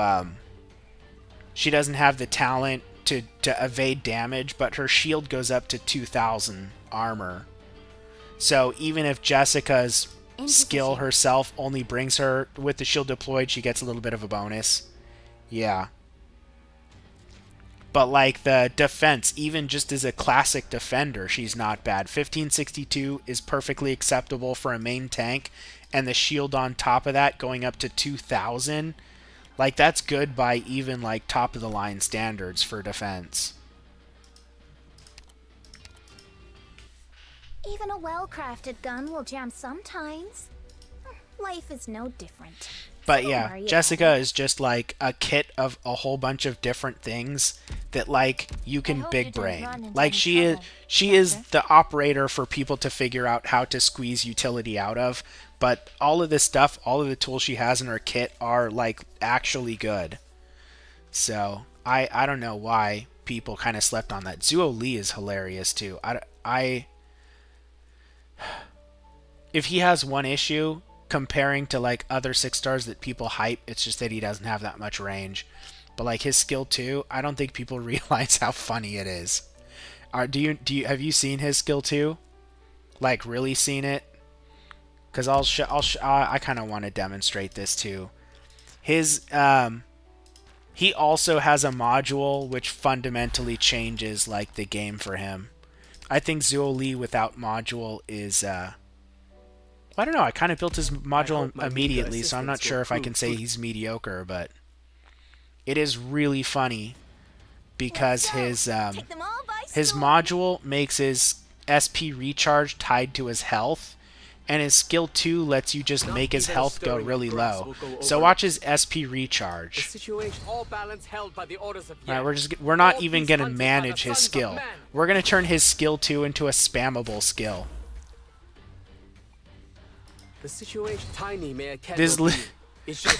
It's so stupid how quickly his SP recharges. The situation. Go no further. This road is closed.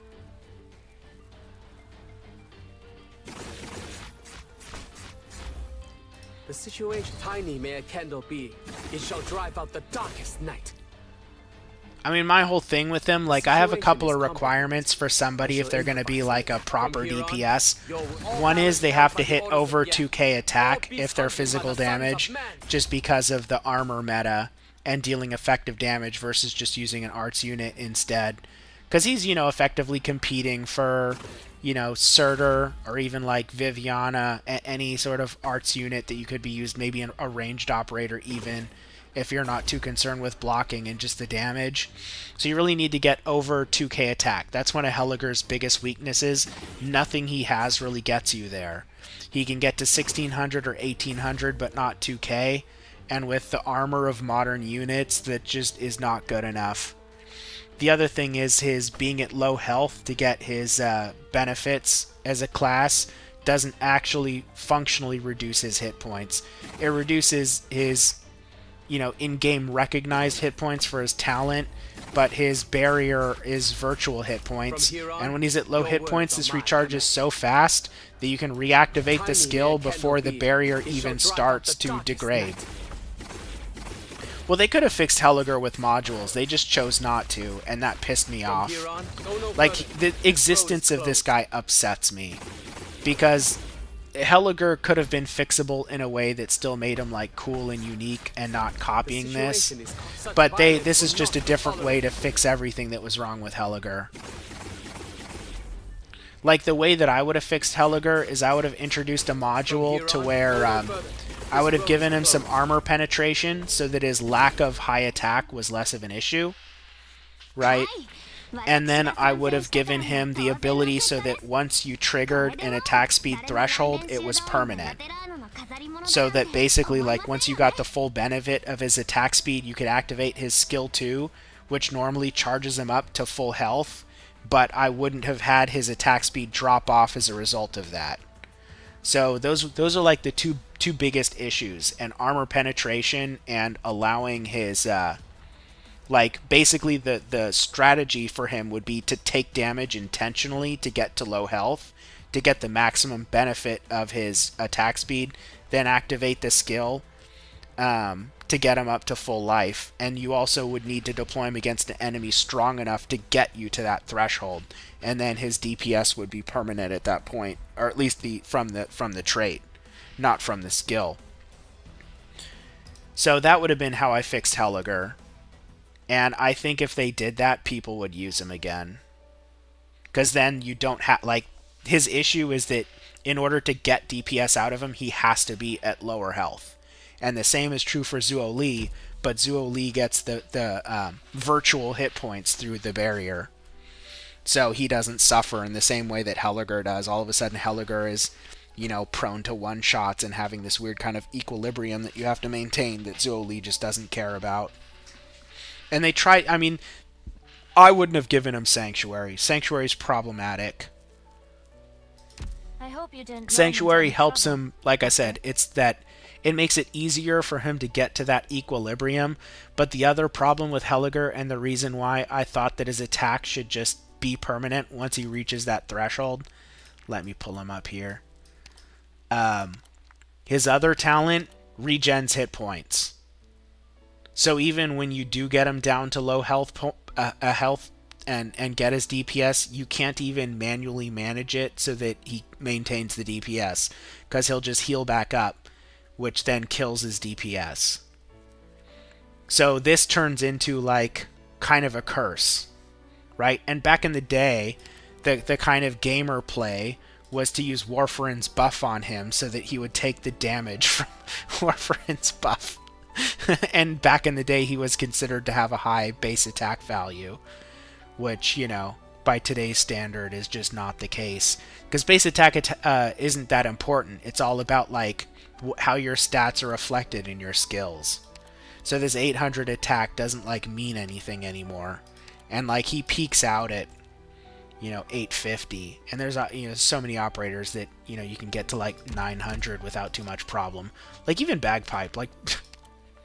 Bagpipe is 769, which is pretty impressive for a fast attack speed.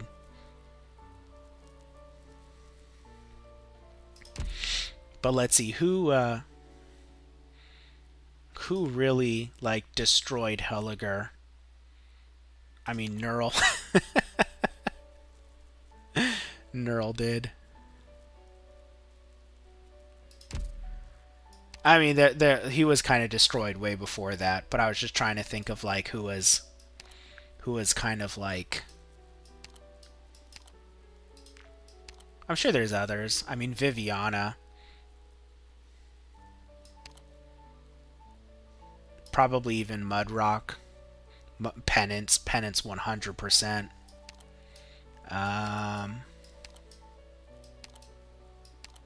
Texas Altar. Spectre Altar. Because, like, Spectre Altar, she hits for over... I mean, even she hits for over 2k.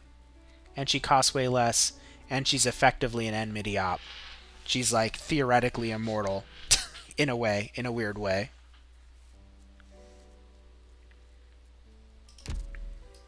But yeah, I have to level up some more weird ops. I mean, I always did kind of in the past. You'll notice I have some ops that people don't always raise that I didn't have to. Like, I raise all my 6 stars, eventually at least. I raised Indra, and not properly, like, I don't have masteries on her or anything, but I'll probably eventually mess around with some of these other ops. I have, I mean, some of these are just for Rick skills. Literally, my Grey Altar is just for Rick skills. He synergizes with the Weedy Eunectes combo. You don't have to put the robots in the power plants anymore if you use Grey. So you can put you don't have to have Eunectas in the control center to get the same combo bonus, but it is more expensive to build him than just to have robots. Waifu has an incredible Rick skill, that's why I have her built. But I don't have her like leveled and mastery and everything. But I might at some point just because Meyer, same thing. Whispering's actually good, but like I don't know. I have no idea. Like I tried him out at this level. I can't do his Paradox. At least not at this. Oh no, I did do his Paradox. Sweet. No, maybe I didn't. I can't tell. No, I don't think I have. I think I'd need to level him like a tiny bit. Like I feel like I know what to do to get his Paradox simulation cleared, but at like level 1, it's pretty tight timing to get it. No? Is it super easy? I mean, I don't look up guides for any of this stuff.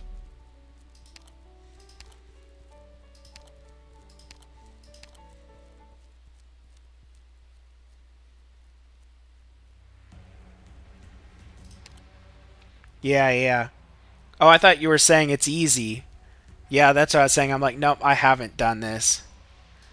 But yeah, if I try and do this, I'm gonna get friggin' destroyed. Before checking what methods the other side might use, each of you please watch yourselves.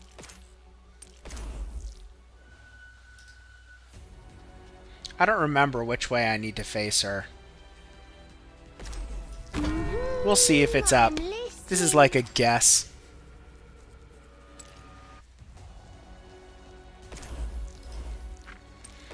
This isn't global, right? This is in range. I wonder if that's why I was failing this. I wonder if that skill's actually global and I'm retarded. Oh no, it's auto, so it wouldn't matter. On your call. This will be the breakthrough.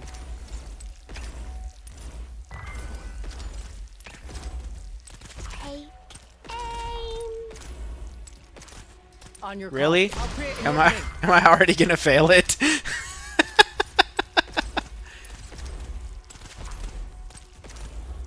Oh, there we go. Here I am. On your call. This will be the breakthrough. No! There we go. It's over. Get a hold of your breathing. Oh wait, we're still in the game barely somehow. I think we're boned. What? On your call. Hit them in the face. Did I just... Oh man. Oh man. Everything went according to plan. I'm a tactical genius. I had that all planned out. I knew I could do it.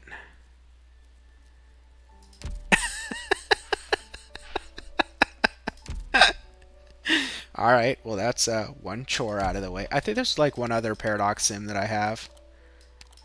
Yeah, his is like the same boat.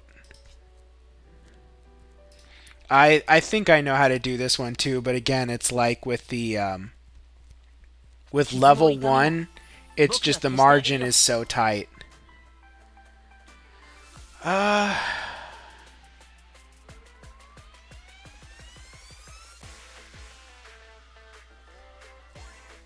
trying to remember. I think I have to put her there.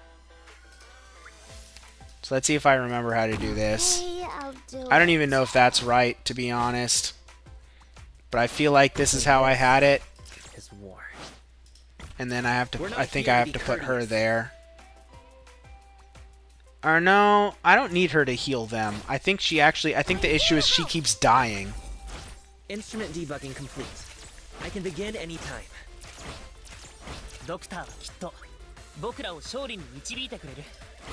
I just don't get you people.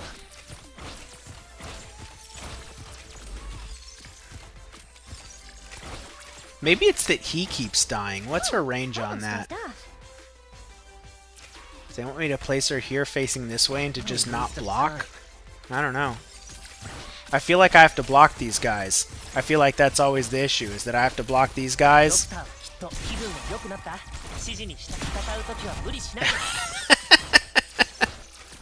Of course you died, Myrtle.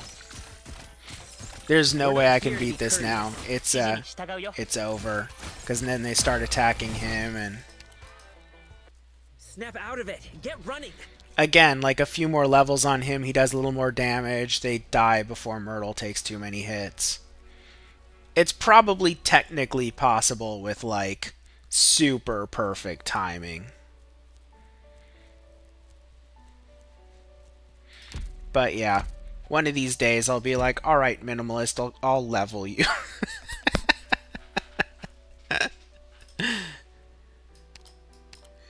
Just to get a little bit bigger window there. I don't think putting resources in him, though, is worth 200 Originium.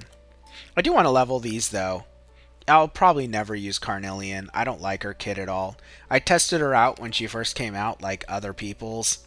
And my issue with her is that, like, this skill right here ramps up damage. And I don't like skills that ramp up damage. I think they're kind of intrinsically garbage. I like skills where you do the most damage up front, and if it decreases after that, that's okay. But in so many instances, especially when you get into harder stuff, right, you end up with like having to stall or people dying or, you know, get as much damage as you can until you die. And under those circumstances, damage ramping is antithetical to that. So it's like, to maximize the damage of this, you have to stall units, you have to keep them in her range, they have to live long enough for the damage ramping to matter. And then if it's a boss, your damage isn't front loaded, so you have to wait for it on the back end. So in a way, like examples of skills that ramp down that are fine, you have Monster, right? S3. This deals the most damage on the first hit, and then it decays. And then there's someone else. Oh, Phantom. Phantom's S2 works that way as well. So both of those skills I don't have issues with. Eventually I'll build Phantom properly too. I just didn't because I didn't use him. Like if I use him, it's mostly for his summon, just for positional stuff, rather than damage, because Texas came out, and when it comes to just damage, and like even if I here's the thing, Texas came out, and instead of using Phantom, if I want to poke someone to death and I'm like, I don't feel like using Texas, I use Red, who I built after Phantom. But I kind of properly built her. I could max out her module for a tiny bit more. He gets another module in the future? Or did he get one and I just don't know about it? What's this do? There are no other... Okay. Oh, this is... Yeah, no, I already know about... Well, I don't know if this is the one you're talking about, but I've definitely looked at this before, just the stronger clone. I mean, it's not a bad benefit. This is the one that reduces his... Oh, it reduces the deployment. Oh, that other one's probably better, to be honest. This isn't bad, though, because his clone redeployment time is like substantially longer. I think it's 30 seconds. And his is normal fast redeploy, 15 seconds or whatever. IS-specific modules, so do they not work elsewhere? Why would Calci even need that? She's, like, already freaking strong as hell.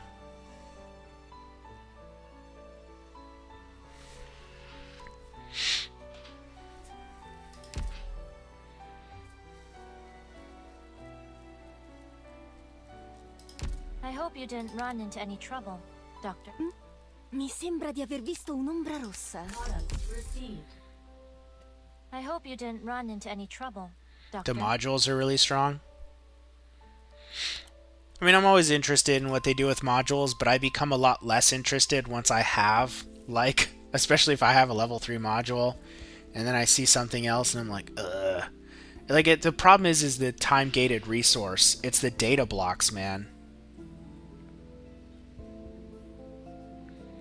So the redeployment decrease with every hit, I brought up to somebody. I can't remember what I was talking about. Oh, I was talking about how I would have fixed Scotty Scotty Classic. Because I was saying, like, I wish that Scotty was, like, less boring. I don't actually care if she's super meta. But I think it was the opposite. I think I was saying that what I would have done for her S2, if I could just redesign her as a unit, is I would have made each hit make a redeployment take longer, but it would make her do more damage with every hit.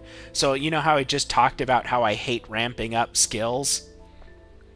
But if there was like if her redeployment was really fast and she had chonky stats, and like you'd have this weird thing where you could like maximize her damage, which would then penalize you with a long redeployment time. But if she got killed quickly, then she'd be way faster to redeploy.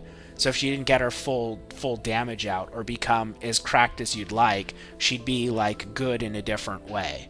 Does that make sense? Because I like the way that kind of is like when you have a pro and a con, but they kind of balance each other out, then I think that makes units like more interesting. Especially when there's something like Scotty, where I feel like Scotty has some of the most boring unit design of all time, just in terms of like looking at the 6 stars kit, like what they do. I'm not like criticizing Alchemaniac or even the story or whatnot. That's purely gameplay.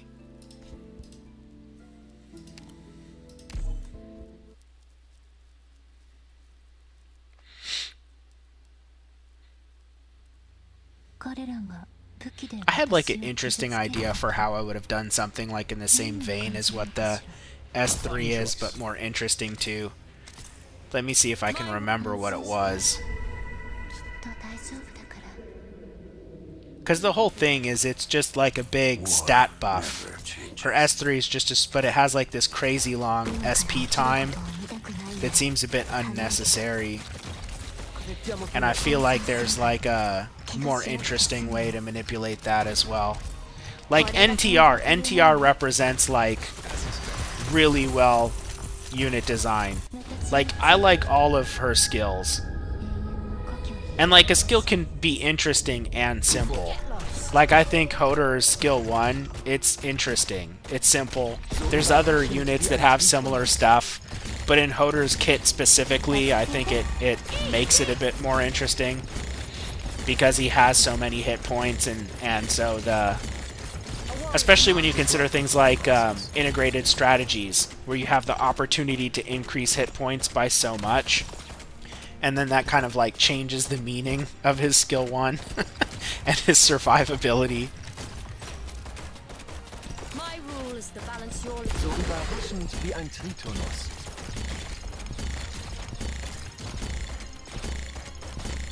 I literally used Rosmontis for this just because, and I'm convinced that she's stronger than most people realize as well.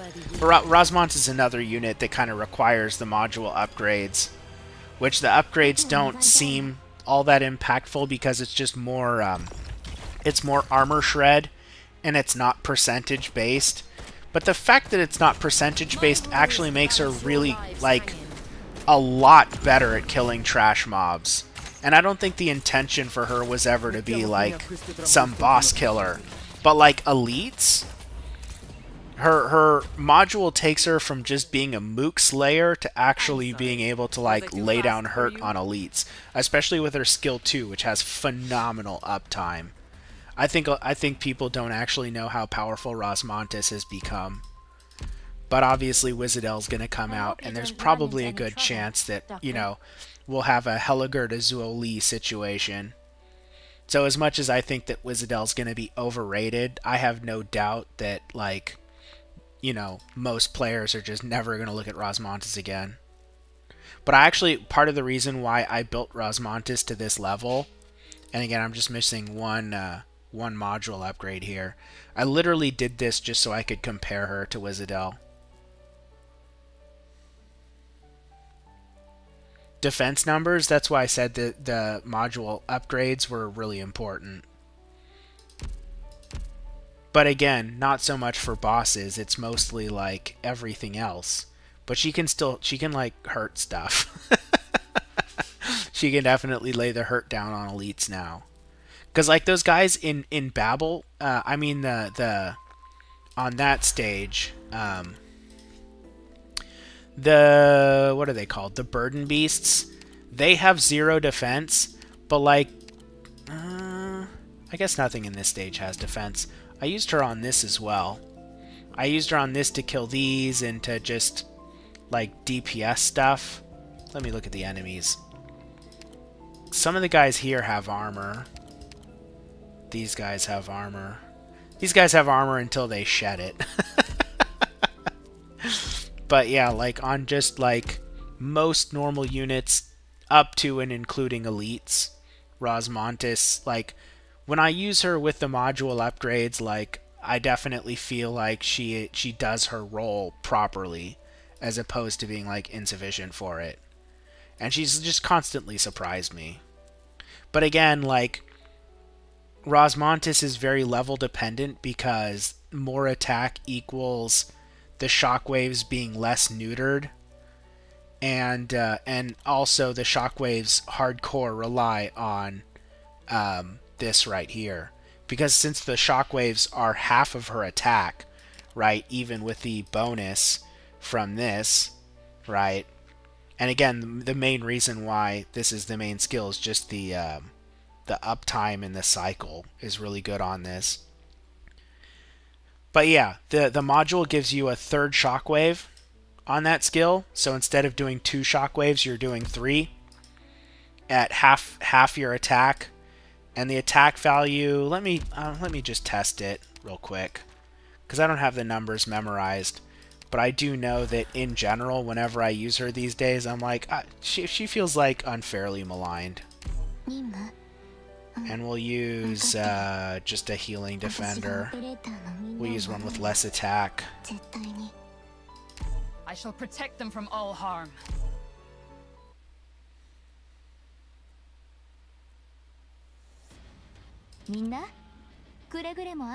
This is getting cluttered. Get behind me. I have too many units in here. Just from randomly testing and showing off different units stuff. We'll put her up here. It doesn't quite optimize her range, but she's just gonna completely destroy everything. Because the thing is, she's getting that extra shockwave, and she's getting more armor pen on it. So it's the stack between the two. Her module improves her damage a lot. Like a lot. And so that's the thing. I think a lot of people, they haven't tried her. Like, those guys are not heavily armored, but they have a bit. They have some armor. That's kind of what I was saying. Against most normal units, her damage is really good. And this is without the skill. The skill adds another shockwave and boosts it up to, I mean, 1200 without a Sculptor buff.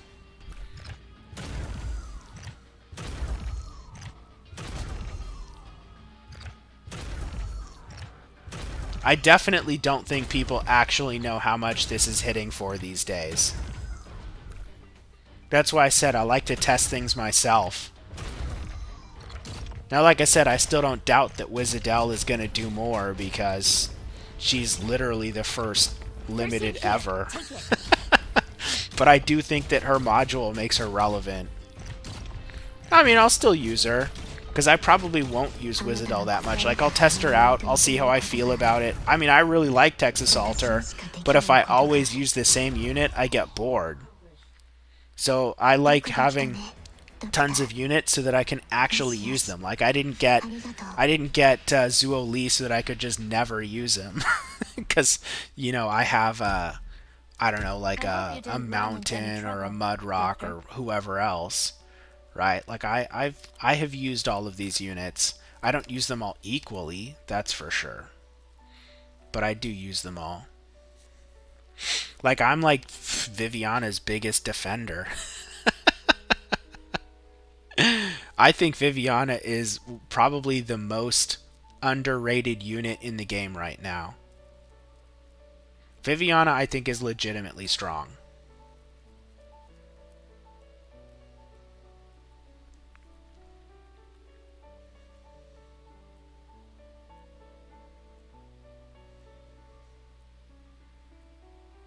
Oh, from I know what you're talking about. Yeah, Rosmontis. I don't know.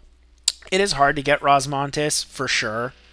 And so, yeah, new players only get her if they get spooked, which in my opinion but I don't know. In my opinion, if, people always think that if they show like a strong unit, they're flexing, but that's going to be the unit people have. But here's the thing, Surtur and Viviana do different things.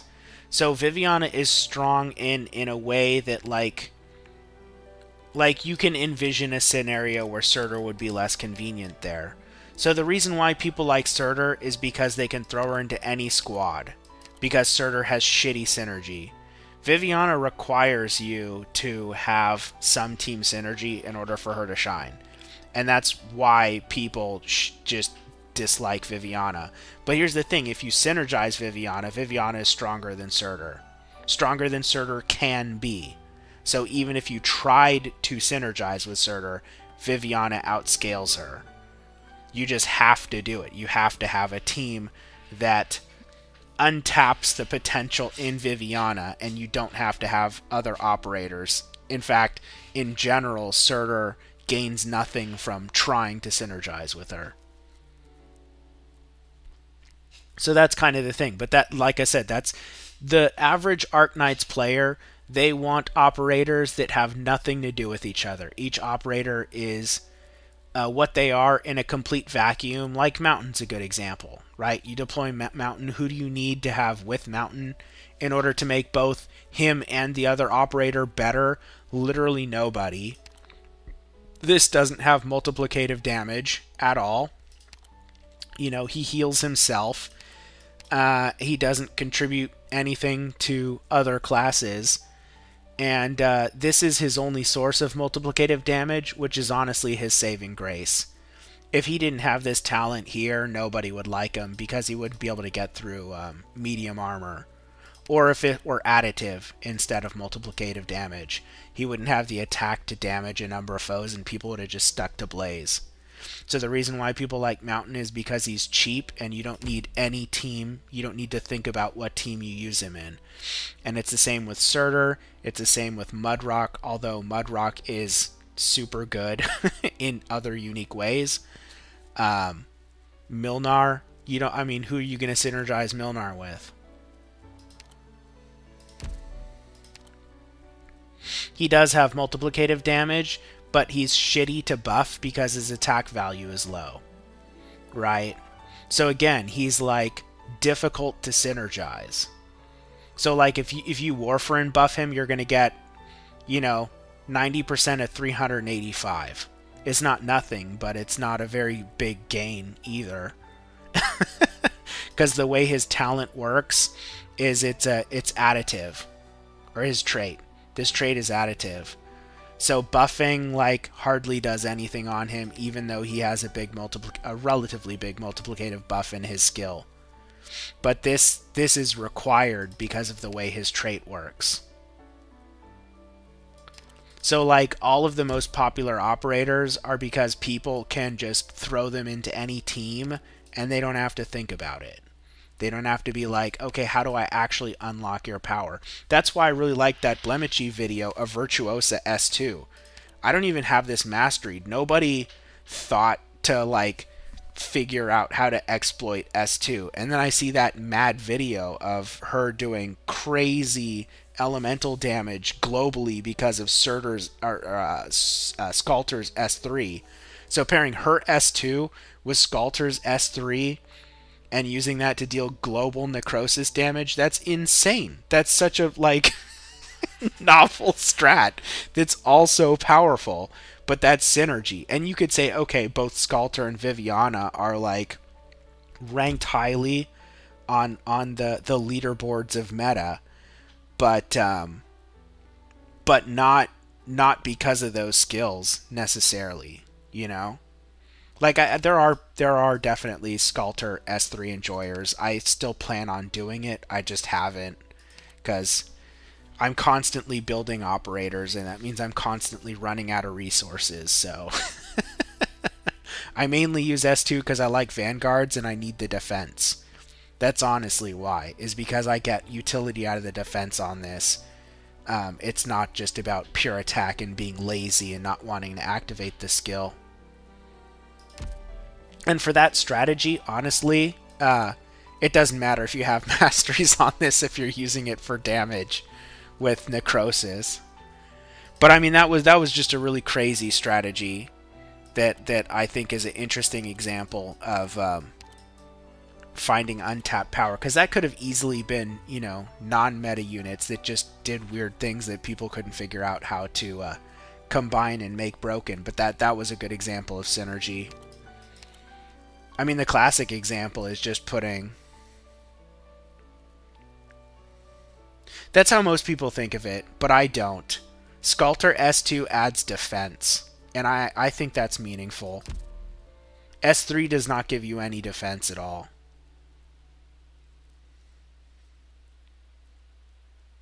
So like a good example, actually, I did bring this up. We're going to clear this out. Sculptor and Vigil. Bene, darò un'occhiata al tuo piano e vedrò se Ricordate, non lo fa.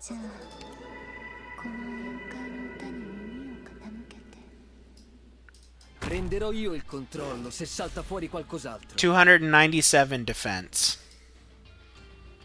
Right, and that was like people's biggest complaint, are like how squishy the wolves are and how low their stats are. Like, I think the defense that Sculptor adds is very relevant to skill 2.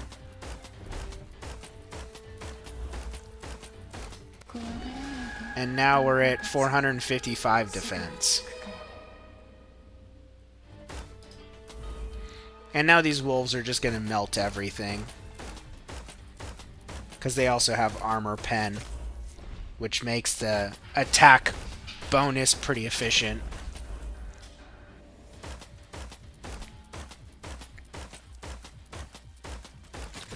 This is on skill 3 too, which I'm not activating.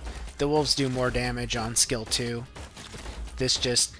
I mean, this is like the worst skill I could have picked, but that wasn't the point. The point was just like, I think the defense is relevant. Because I use a lot of units that, like, you can kind of actually use to tank much stronger units. Like Bagpipe S2 is a good example. Bagpipe doesn't have terrible armor. BB6 Lancers? I mean, maybe. The issue is that, like, I don't have issues with them on this account. I have issues with them on the other, and I don't have a Vigil. I am gonna farm for, I'm gonna farm for Tequila, though, if I'm in between events. That's for sure. And I'm gonna farm for Lumen as well.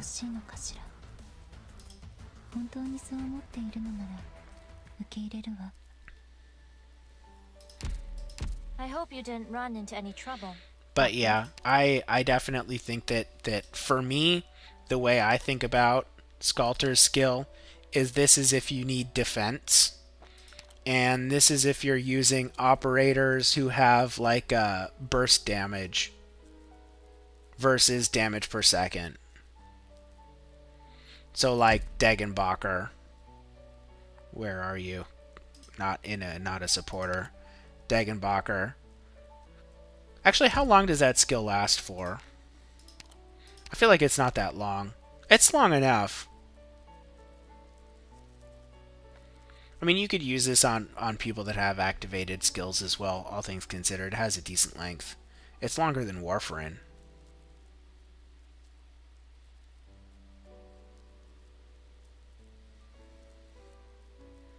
Yeah, Chapter 14 is coming pretty soon. I don't know exactly when.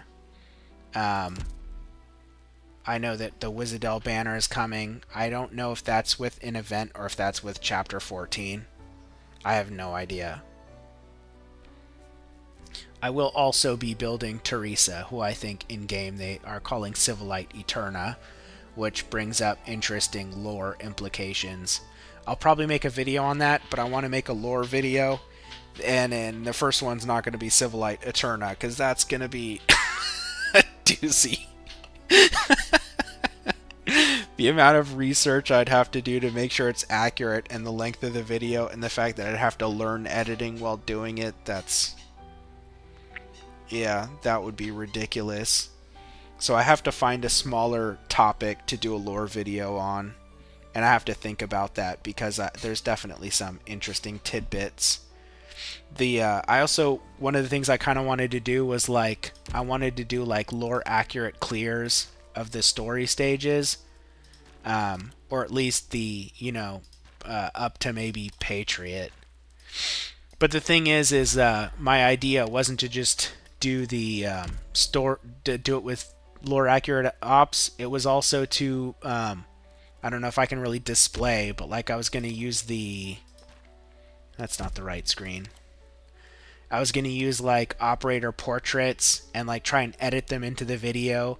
And it would be cool if I had like voices, but that's probably not going to happen. Maybe if I go look up like an AI voice thing to do the lines, maybe. But maybe like with speech bubbles or something, I don't know. But I was thinking of having like the story stage in the background with lore accurate clears, and then having like a comic book style thing superimposed over it, but not as verbose as if you were to read it. So like basically trimming the fat in the story, but still having all the details so that it's not like I'm cutting out important stuff. I don't want it to be like the 6th Harry Potter movie, I want it to be more like Lord of the Rings, not Harry Potter 6, in terms of how I cut it. So like maybe people don't need to know about Tom Bombadil unless they're super nerdy.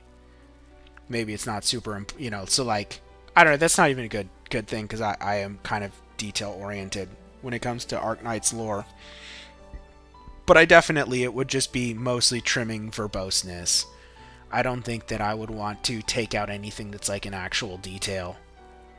But I think that would be a cool project too. But that was not voted very highly. Everyone wanted like world lore, and I was like, okay.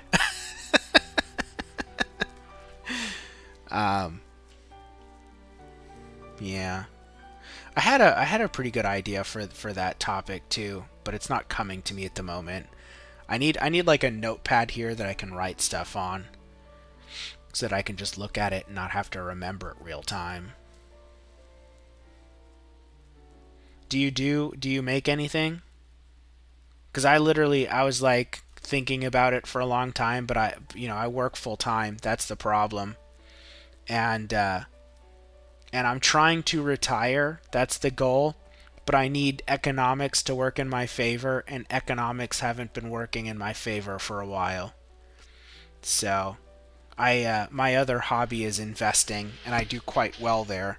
But my investing strategy right now is wait. You can't let them see you exhausted. I'm just hold and wait for one of two things to happen, either for interest rates to come down, or for that to not matter anymore. It just means it's going to slow the rate at which the things I'm invested in appreciate. But yeah, I wanted to kind of get into doing something before maybe taking this a bit more seriously, just because it's like the same way I got into investing. It started with like just doing it, like sitting on the sidelines. People like come up with all kinds of reasons how they're excuses for why not to actually get involved. And so yeah, for me it was just like, I'm gonna start streaming and we're gonna figure it out. And my first stream is scuffed as hell. Like the ratio is all jacked up because I didn't understand like the OBS display. Like I thought that it was capturing the window and that it would fit it, but I had to fit it on the screen over there. And so like the quality's bad because I had to adjust the bit rate and all that. But it is what it is. I just decided I was going to start it. I knew it would be jacked up, and then I knew I would figure it out because I'd look at it and be like, oh, these are the things I need to fix. So that was kind of a mentality going into it. And the reason why I was streaming all of this was because I don't have anything to edit with. I mean, I have an awesome computer and all that, but I have to research like software. I'm not going to use Adobe because of Adobe Cloud nonsense and their changing of the EULA and all that. So it's going to complicate things a little bit. I used to have an Adobe subscription and I don't anymore. The, the other option is pirate Adobe. Maybe that's the ethical thing to do at this point. But can't let them see you yeah, exhausted, I have a number of things can that I you? plan on doing in the future, but I'm not. It's mostly just going to be winging it, and streaming was the most winging it thing up front. And then, but I can also, because it's YouTube, the all the video is captured and I can cut it up later. I'm just hoping I don't lose too much quality if I use a YouTube as like my hard drive. DaVinci Resolve, that's an editing software. Because I was also looking at Clip Art Studio as opposed to Photoshop, but I don't actually know if that will be good or not. I mean, I know it's good for people that draw like anime and manga stuff, but I don't know if that's actually a good surrogate for Photoshop. I'm very familiar with Photoshop, but unfortunately, like, my option is either pirate an older version or switch to something else.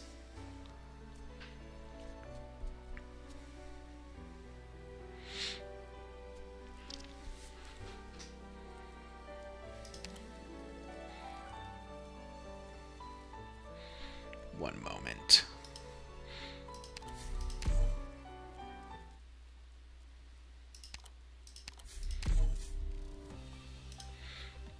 That's fine. Arknights.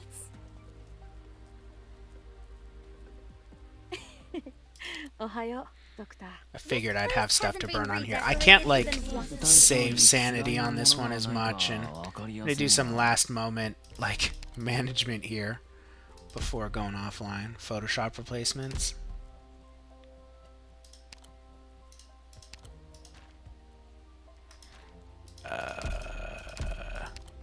Do I have replacements? Oof. 何かやってほしいことがあれば遠慮せず言うてみ。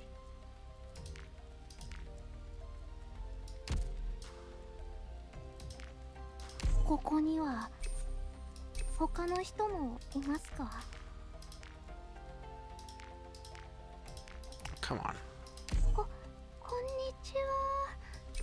失礼します。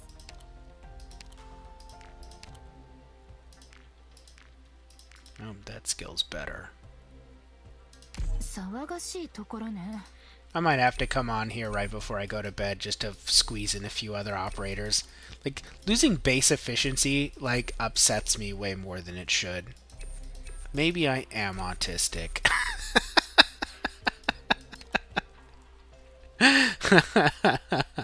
I mean, normally what I do is I just look at what other people are using, and I'll look for, like, reviews that aren't tampered with and stuff like that.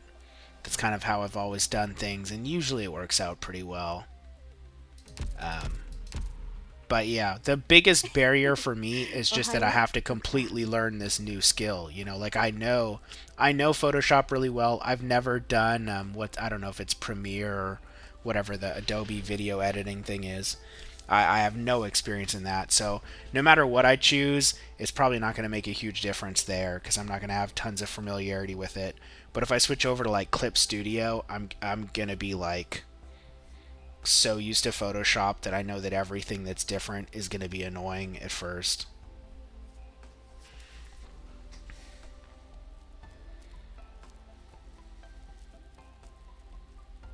Yeah, I'm just limited by the work schedule, but I still I'm always like compelled when I can to like min-max. It's really I wish I could turn it off.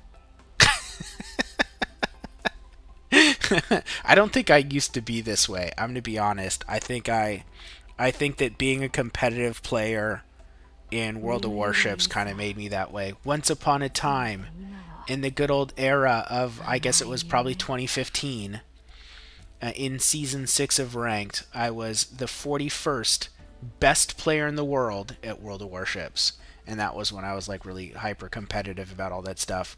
But it did kind of warp my mind about the way that I think about like every game. Like every game, I'm always looking at, like, I'm analyzing everything at like kind of a ridiculous level. But I will say I don't go to a ton of outside resources for this game. Like, I don't generally look up enemy stats and stuff like that unless I really have to. If a boss is just ultra annoying and I actually have to look up stats, then at that point I'm like upset. Because I feel like I shouldn't have to. I don't want to have to like leave the game client for outside resources in order to like hatch a strategy. But I do know that the like there's a whole community of people that like live on external resources. Which it definitely helps if you're planning either something like a really absurd clear, something just very strange like Lungman Dragons stuff, or max risk.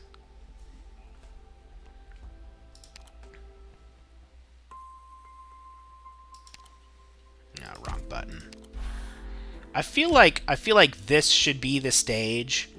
Like, I always click this thing to go to the stages, and it's this one.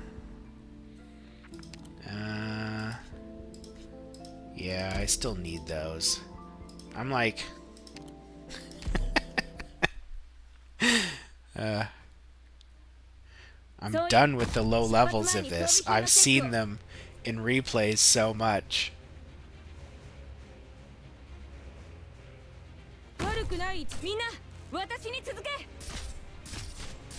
You were trying to do 5 stars for the Black Steel event, and Cliff made you call it quits.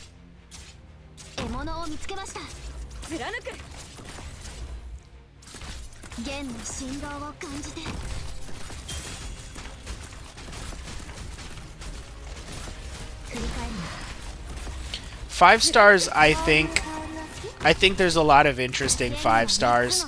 The problem is that they're just expensive to build in comparison to 4 stars. It's not even that they're expensive to build in comparison to 6 stars, it's that 5 stars are functionally 4-star operators. Like, both 4 and 5-star operators get 1 talent, they both get E2. I mean, you could say there's level differences, but the level differences don't just determine how much you have to spend for their base stats. There's not like a big difference between the stats, and the type of skills that you get aren't really all that different either. The biggest thing with 5 stars, you get way more of them. There's way more 5 stars than there are 4 stars. And so you have like limited selection in 4 stars. So 5 stars, there's like multiple per archetype in a lot of instances, and 4 stars there's very few multiple in the same archetype. Like you have Lords, have REN and Frost Leaf, and then you have Marksman Snipers with Jessica, Vermeil, and May. I'm trying to think of if there's any other overlap. I mean, those are just the main ones that come to the top of my head.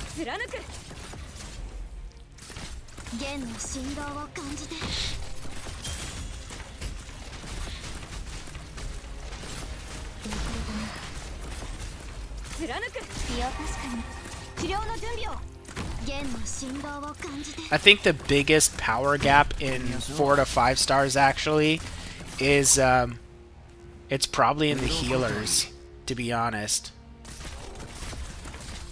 And I guess if there's any like underrepresented archetype, it's in that too.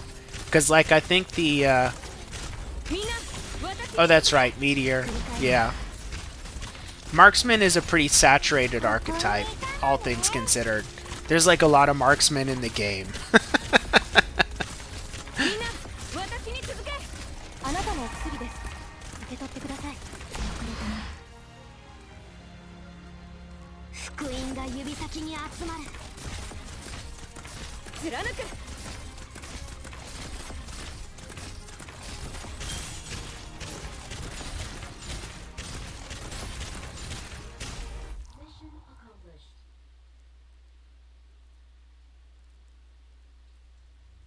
みんなくれぐれも安全にね。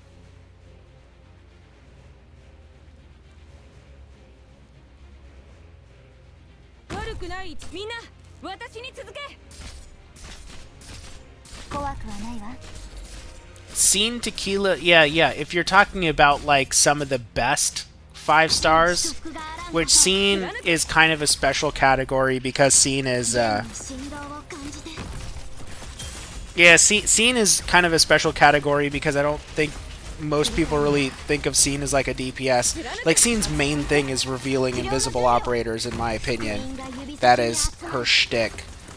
And so she's like pretty much straight utility for the most part, and utility is the biggest rarity. That's like the biggest thing that 4 stars are lacking. Like there's no 4-star bards, there's no 4-star buffers, at least not that I can think of off the top of my head. Not like proper buffers.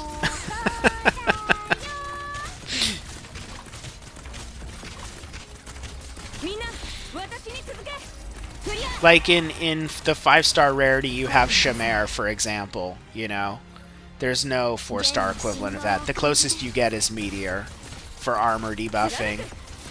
Like armor and res debuffing is rough in the 4-star category because you have Meteor and Haze, and then it's like your buffer options are like, how do you, like, let's say you have who would even be a good candidate for buffing as a 4-star? I have to think about that. I mean, most marksmen have a buffable skill, reasonably buffable skill, but I'm trying to think of someone that has like some sustain, like a DPS skill with multiplicative damage. Let me just look through 4 stars. Wait, what? Oh, because this is my other account. Oh my gosh. I'm retarded sometimes. Who would be? Cutter would be theoretically buffable, but she's like a nuker. She has like an instant cast. Man, who would be good? I don't have a Totter. I can't look at his skill 2. I know Totter is mostly skill 1. Yeah, La Pluma is good just because all Reapers are good. But Totter's good too. He just has worse stats than La Pluma. Like, he's just basically a worse La Pluma for the most part. But I think his skill 1 does do something a little different. I just don't remember what it is. And Tequila, there's no equivalent. That's one of the other. There's no Liberator. There's no 4-star Liberator.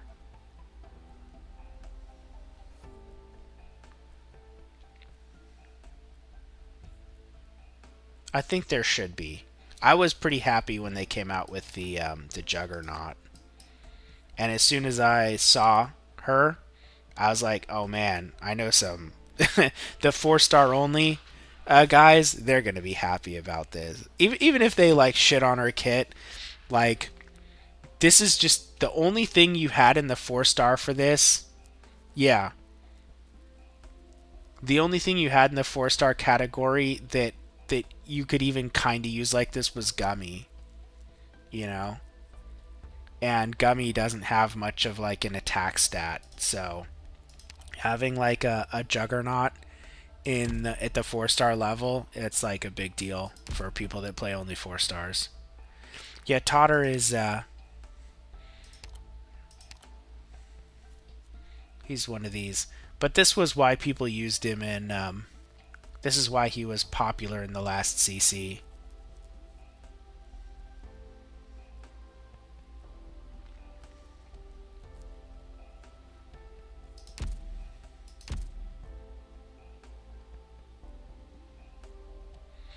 I haven't used him a whole lot. The only time I think I've ever used him is maybe on super rare occasions in IS. But eventually I will get my main account. I'll have a bunch of more oddities in there. It's just the rated building operators is semi-fixed.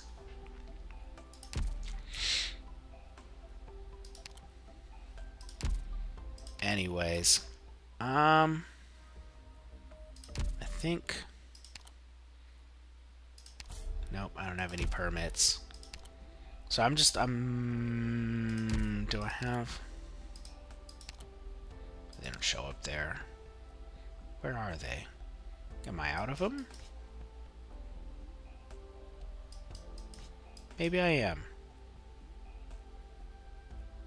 Okay. Yeah, I don't know if Wizardel's the next banner, but if it is, I mean, I guess I get the free 10 pull, but every time I get Courier, what about Courier? Every time I get at least 6,000 Arendum, I'll do single pulls on banners for the guarantees on this to milk that. And just hopefully I get the 4 stars I need. But it will be funny if I get a Wizardel on this account.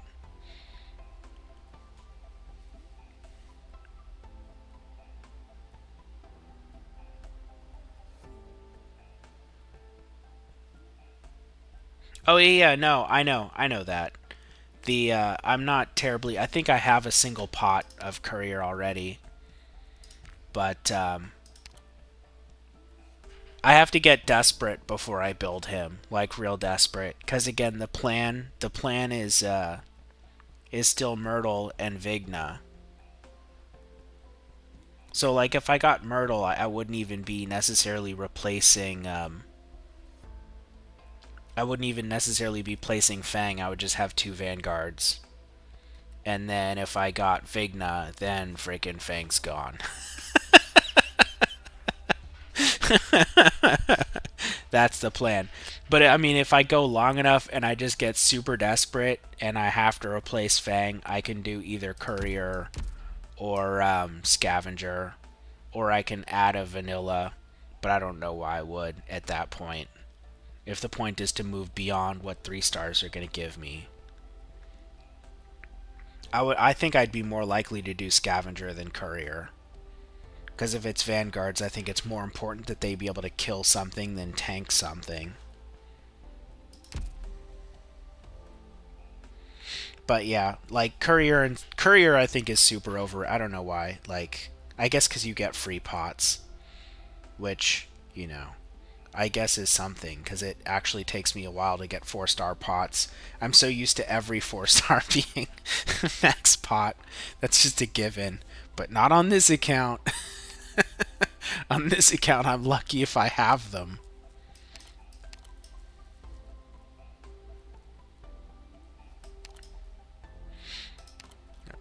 P1 gravel.